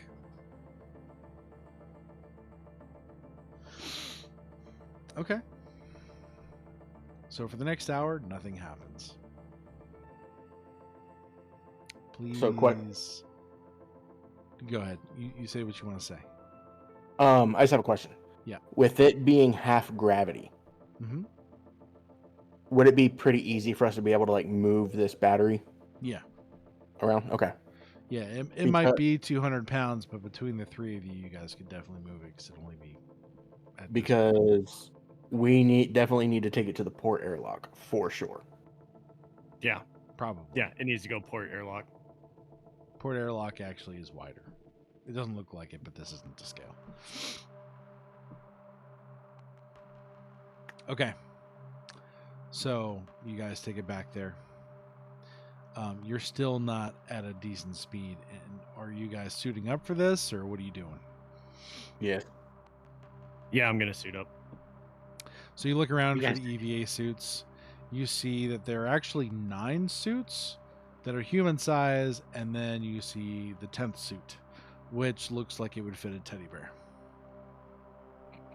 That one's mine. Never would have guessed. I get the suit on and get ready, because basically as soon as we get out of light speed and we're down to a cruising speed, we're gonna have to pop this thing open quick Mm-hmm. and get that tied on. Holt informs you that you've got about 2 hours down before it's safe to step outside. So, Jim, please roll me luck. Oh no. Oh yeah. Okay. Nothing occurs. You guys have a lot of luck right now. So an hour passes. You guys are on the ready. You guys are ready to go as soon as you guys are down to a safe speed to exit the vehicle. So last and not least, I need Dr. Porter to make a luck roll.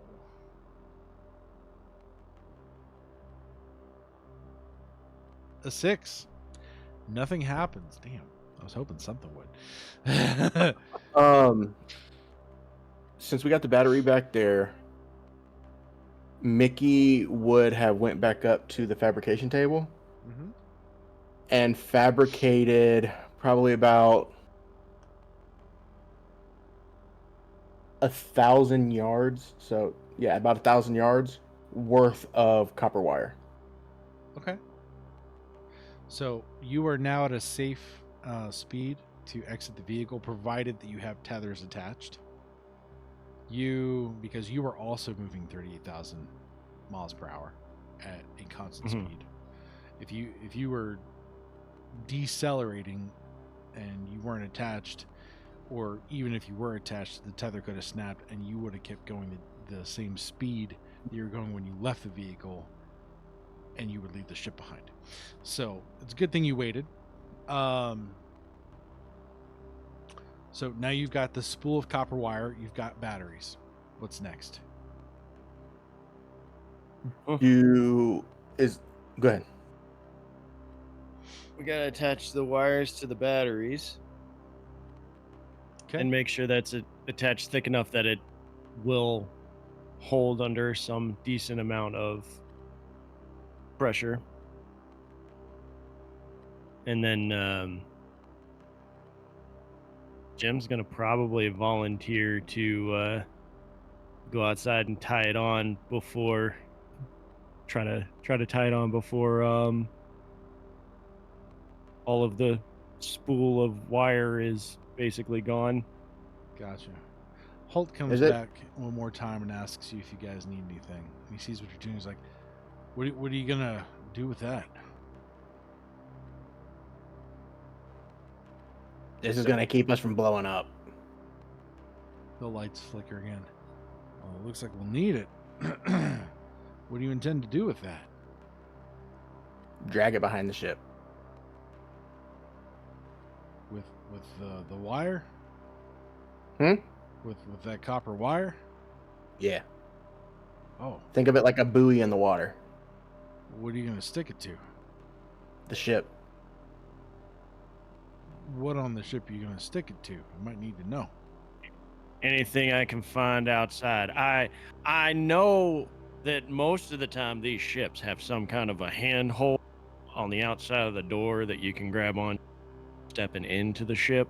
I figure we just tie it onto that Okay. and it should be fine.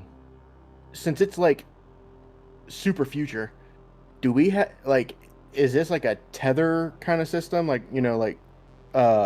Yeah, there's a rail system. So we don't have it's not like a mag boot kind of thing. It's actually No. like us pulling ourselves along. Yep. But I mean, you have a whole fabrication shop. You can do whatever you want. We could fabricate mag boots. We could. Between the three of us, we could probably knock it out pretty quick. You might be able to make one boot quickly. One magnet strong enough to hold the battery to the ship. Well, if the battery explodes, you want to attach to the ship? No. Like have the wire tethered to the magnet, so it's still okay. getting dragged, but being able to basically throw open the door instead of finding some place to tie on, we just slap the magnet on and we're good to go. Just a Basically. really fucking powerful magnet. So essentially, the battery is our A+ homework. It's gotta be. I got it. It's brilliant, right? So it's an electric, like it's a powered magnet, right? Powered off of the electricity from the battery that the battery gets from the hull. But So the it holds battery's on empty. until it fully discharges the ship and then burns through all the battery and discharges the batteries, and then it just lets go. I mean, interesting theory. We're gonna die. I didn't say that. I think that it would need to be powered initially, but theoretically, then the ship would be powering the magnet. I see what you're saying. It's kind of neat, actually. I dig the ingenuity there. You boys think we can come up with something like that? I'm sure I could. So essentially, a self-powered magnet. Yeah, well, pretty much we just need enough power in the magnet to make it hold on initially, and then once wire it up to the battery, and once the battery has any amount of charge, it'll start spitting back into the magnet. So it just perpetually holds itself on until all the power's been drained off of the ship. Well, we should probably do that then. Let me get out of my EVA suit and I can try and fabricate that. I like smoothly becoming the guy who's not going outside to put the magnet on the ship. Definitely still helping. Definitely not keeping an eye on my cryopod.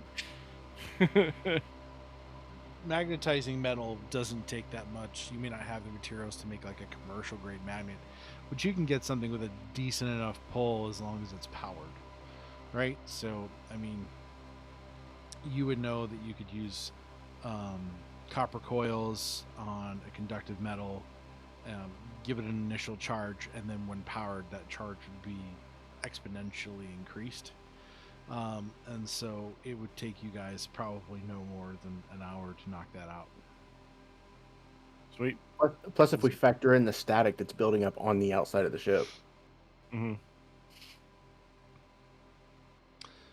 All right. Yeah, I figure it's probably going to be pretty instantaneous that it switches from being like its own initial magnetism to having the exponentially higher magnetism. So you want to spend the next get hour it on doing there. this, right?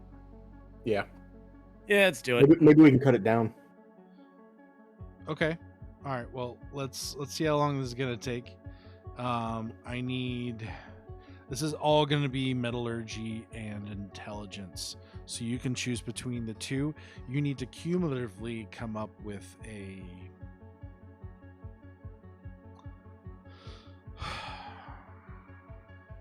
No mechanical? No, not for this one, because there's really. You don't need. Well. Sure, we can do a mechanical. Let's do the same way as we did before. We need to make this a 15. Group roll. I think it's fair, considering two of you get like 9 to start with. Do you want me to do intelligence since mine's higher? I'm gonna do metallurgy. Yeah. I have a 4 in mechanical. I have a 6, but I also have a 4 in intelligence. I have a 3. Yeah. That's 9. Which one balances out? What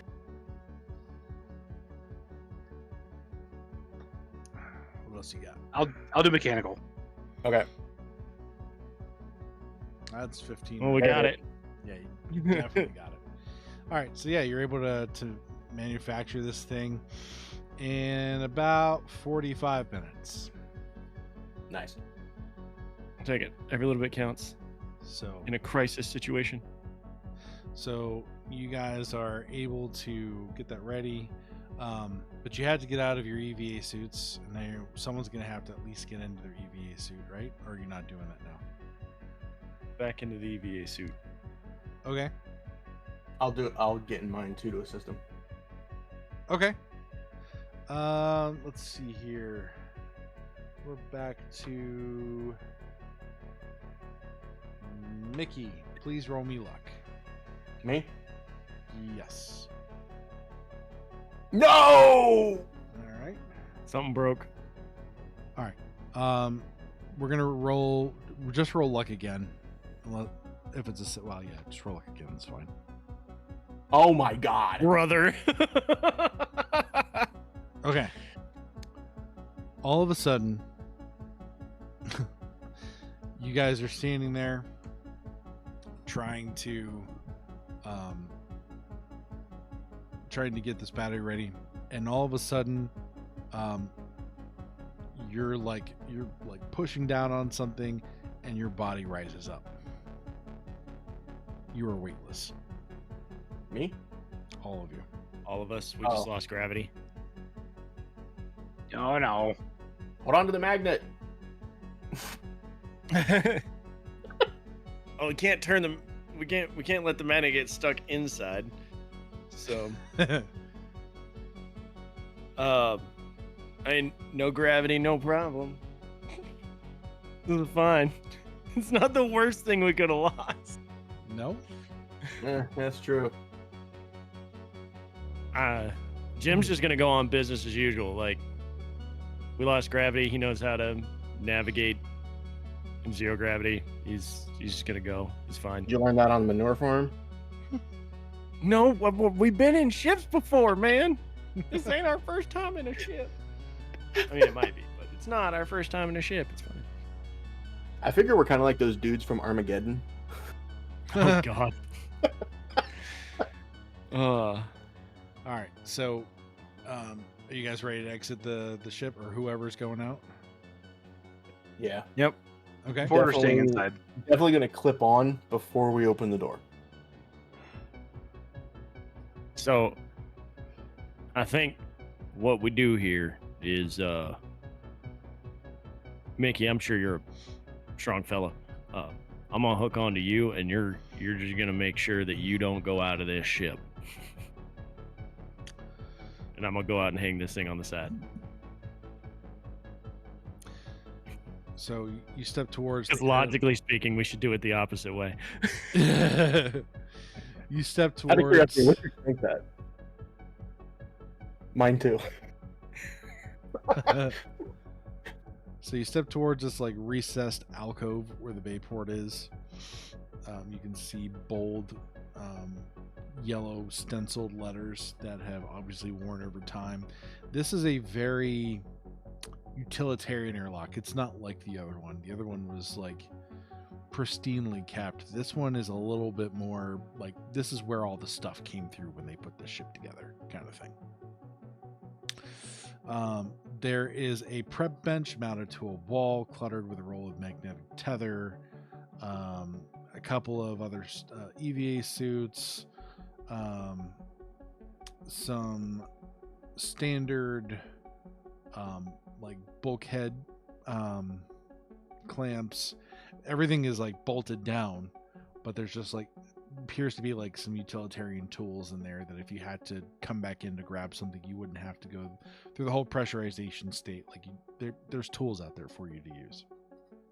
Not as nice as the one inside, but if you need a screwdriver, it's pretty easy. You do see that there is a gauntlet there that seems to have a bunch of multi-tools on the back of the hand. And it would fit over your EVA glove. So that first hatch opens, you step forward, and you smell like lubricant and oxidizer clinging to the air in there. It's been very stale, but you can like almost hear the vacuum of space on the other side, like whispering to come in. Neat. Well, get headed up and probably slap on the multi-tool in case I run into something on the outside. Okay. And then Inner doors close, and then you hear a boop as you look over to your right as you're facing out the ship. There is an open outer hatch lever. is there any way to tell once the pressure has been depressurized so I can go out? You're left to assume that pulling that will first depressurize you. Okay. Locked in. Click. Pulling it. Yep. So you pull it down, and you hear the hiss of all the air escaping the vacuum, and the hiss dies down, and it's just dead quiet. The outer door slowly open. Making sure to hook on my tether Yep. you're while hooked it's on. depressurizing. I just want to verify that my tether has been hooked. Yeah, Okay. you don't want to get ejected into space. And Way too many yeah. movies. once it starts opening, just gonna take the magnet and get out there and see if I can see some place to just stick it on that it'll hold. I mean, the entire hull is. And, so Yeah. I'm just gonna stick it on and then just lightly lift the battery out and let it. Yeah. You're out traveling in at space. 38,000 miles per hour, Yeah. but it just Yeah. drifts out like you're moving still. Is there any I don't think we put any kind of indicator on there. You put no Is there? indicator. Can we tell? In the ship, does any of the lights stop flickering? Is this? Can we tell it's working at all? Or I guess I wouldn't be able to tell. Other people would be able to tell because I'm outside. Do the suits have a comm system? Yeah. Probably On should the- have asked that before we went outside. Probably. So on the inside,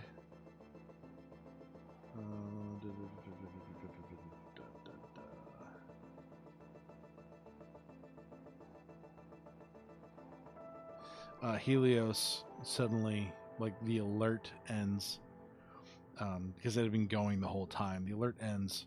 Helios says over the intercom, "Static is discharged safely. Sensors return to full function." Nice. I'm assuming one of y'all is gonna tell me so I can come back inside.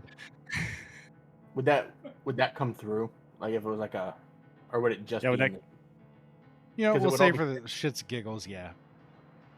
Okay, cool. One. Jim's just gonna hop back inside the ship. Okay. Hit that lever. Repressurize and Repressurize. The everything. outer doors close. Repressurize. You hear the hiss. You can feel almost like pressure pressing against all sides of your body. Not painfully or uncomfortably, but obviously that there's now compressed air in this environment. And then when the hissing stops, the inner doors open. You are still weightless. That was gonna be my next question. You haven't. Um, You haven't go ahead. lived until you've experienced whole body fishbowl feeling. Yeah. Hey, let's do this. I need you all to roll me a strength check, please. Let's roll strength. You need to make a 5. Well, I'm the only one that didn't hit 5. Okay. So you you kind of pushed it out of your mind before, but now because you were affixed to the door, you were focused, but now that you're moving back into the spine of the ship and you're starting to get oriented and stuff, you have this oversense dread of falling forever. So due to that, you're going to take a paralyzed condition for the next hour. You are paralyzed in fear. I'm just floating. You're just floating, which probably exacerbates the issue. I basically just turned into mini me.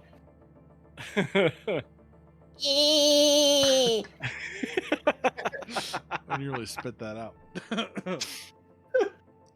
Oh, jeez. Well, this is what I was brought on the ship for. Time to go fix all the stuff that got broke. Hey, Helios, could you tell me what's broken with the gravity system? Gyroscope malfunction. Helios, is that something you could print a replacement? Diagnostic required. Neat. I guess I'll head that way. Which way am I going? Engineering. Good. Jim's gonna head towards the gravity system. Go ahead and make me an intelligence roll, please, as you enter. 6. You walk in, and immediately the first thing that you notice is there's this giant horizontal cylinder that spans from about 3 feet after you walk into engineering, and it goes back 10 feet. And the cylinder is clear on all sides, but it's almost like there's this bluish purple hue that's exuding from this. I mean, the cylinder has to be 4 feet wide. It's measurably larger than anything else in the room. And then on the left and right, you can see that there are different signs for different utilities. You see life support system. You see generators on one side, and on the other side, you see hydraulics, and you also see gravitational generator. And so you can see that there are receded lines against these almost plain looking walls with a button placed next to each that looks like some sort of ejector button. There's buttons that look like some sort of ejector button, like to take the part out. Yeah. Button. Okay. So my tablet is something I could just keep on my person, right? Yep. I can just have that in my inventory. Okay, so Yep. I'd pull out my tablet and just try to hook it up or whatever and get a diagnostic. So it basically reads back diagnostic required. It's going to require you to look at this thing. Okay. Well, I mean, we don't have gravity. I'm going to eject the part, I guess, and dig into it. Okay. So you hit the button and you hear this almost hiss as on this, like, think of like have you ever seen a computer rack system where you pull out the individual? So kind of like one of those systems that are on the roller arms, and this entire device, it's about a foot wide in each direction, and it reads gyroscope on this panel on the side. It looks like a ball with a almost lens on one side, and then it's cubular on the other, and they're connected. The ball itself seems to kind of roll around lifeless as it's being pulled out and messed with. So this is somehow supposed to power this ball that is supposed to then rotate and create some sort of centripetal force to generate this gravity for the crew. Okay.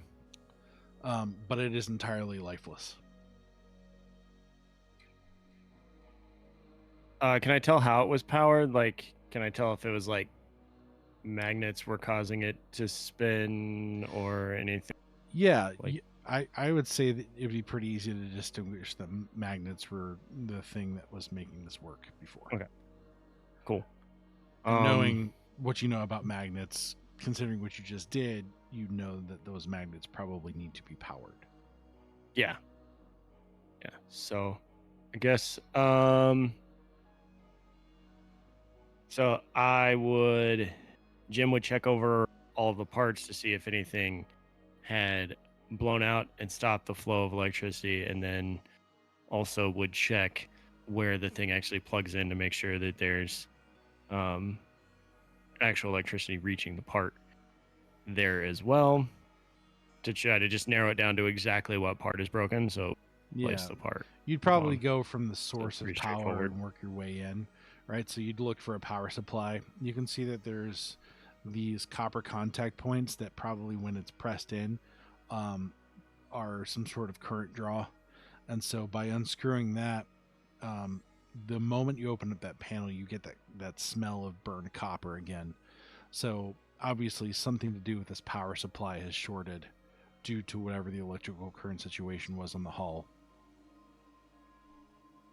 Okay, so I'd radio to Porter. Hey, Porter, I got the burnout part here. I'm sending you what to print. Need you to bring it back here as quick as you can. Yeah, not a problem. I'll get that printed out for you. Puts the data into the printer, get it printed out. Okay. Can you make me one more intelligence roll? Me? Yeah. Yeah. Very smart. 10. Okay. Nearby where you pulled this out, there is tucked away almost like a little tiny locker with a grated front. It's like right in the corner facing towards the center of the room away from the sidewall. Well, I've got some time. I would definitely want that is. So you look down and there appears to be a small padlock on it. But yeah, there seems to be a locker and there seems to be like a manila folder inside. I conveniently would have kept that cool. Oh, the gauntlet? Yeah. Yep. I would like to see if I can get that unlocked. So 5 should do. You just can't quite jimmy it.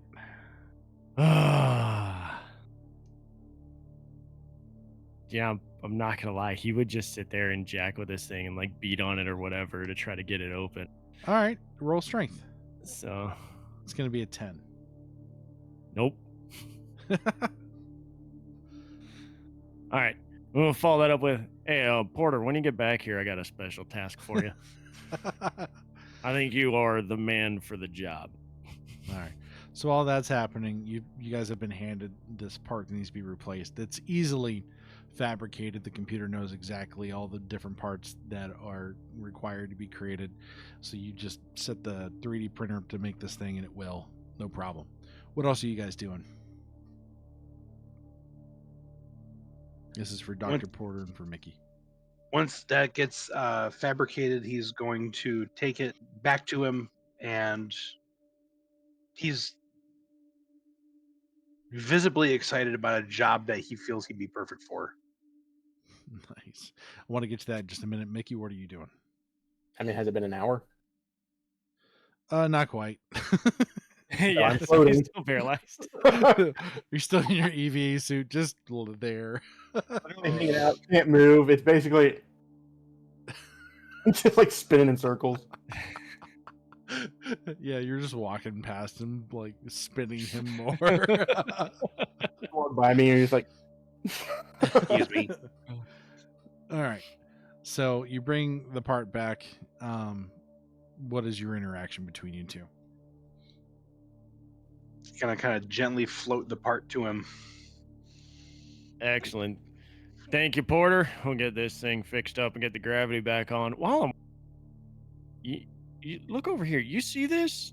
There's something in there that I don't think we're supposed to get. And well, I know how much you like to know things. So maybe you open it up and we know some things. Bold of you to assume I don't already know it. Only one way to find out. Yeah. He's gonna go over and try and open it. "Oh, I can talk. I didn't realize I could talk. Could I have seen what's been going on while I just been kind of like hanging out, floating around, and kind of like, hey, guys. there's a thing. We need to fix that. Hold on. Wait a minute. Right there. Nope. Hang on. Right there." Oh, jeez. Yeah, I'm gonna try my hand at opening it. Okay. See if I can Go ahead and roll What do we need to mechanical. roll? Mechanical.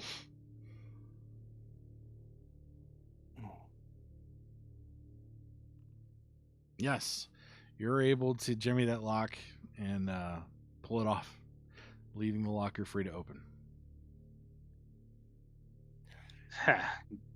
He's like, All right, everybody, make sure you got your feet on the ground. But You shove it back in. Immediately after saying that, finishes shoving the part back into place. You hear behind the wall. I don't think Mickey. Yeah. You hear behind the wall this, like obviously that ball is spinning back up, and it doesn't just automatically go to half G, it goes to 1. So how high up are you? I don't know. But however high I am, you're gonna hear what? It's not a it's a all right. Oh Lord. So you have access to this folder. Are you going to read this? The moment he gets the thing open, he's gonna grab the folder. Okay. You open it up, and there's a singular piece of paper in 12 font Times New Roman text. And all it says is, if you're reading this, I'm already dead. The drive is not what they said it is. Don't trust the AI.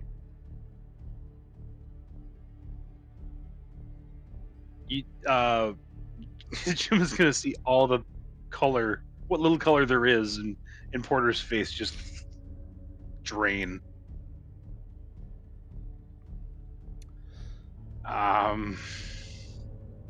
He turns and hands the paper to him.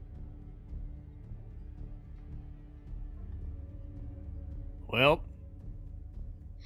that's not good. Knew we couldn't trust the damn thing. You have a talent Probably. for understatement. I think we need to go ahead and let Mickey know, and then, honestly, I think we need to let the captain know. I'm pretty sure he's not in on whatever's happening. Before we do that, he seemed pretty hell-bent on getting his fiancée back. I could see a scenario where he knows and is willing to do whatever it takes. That could also mean he has a way to prevent whatever happened to the other ship. Well, if there's any physical altercation, I will leave that to. He's kind of pats you on the shoulders. I'll leave that to you. Well, I think Mickey's the scrappy one, but yeah, let's. I'm sure it'll be fine. As soon as you say his name from over on the other side, you just hear.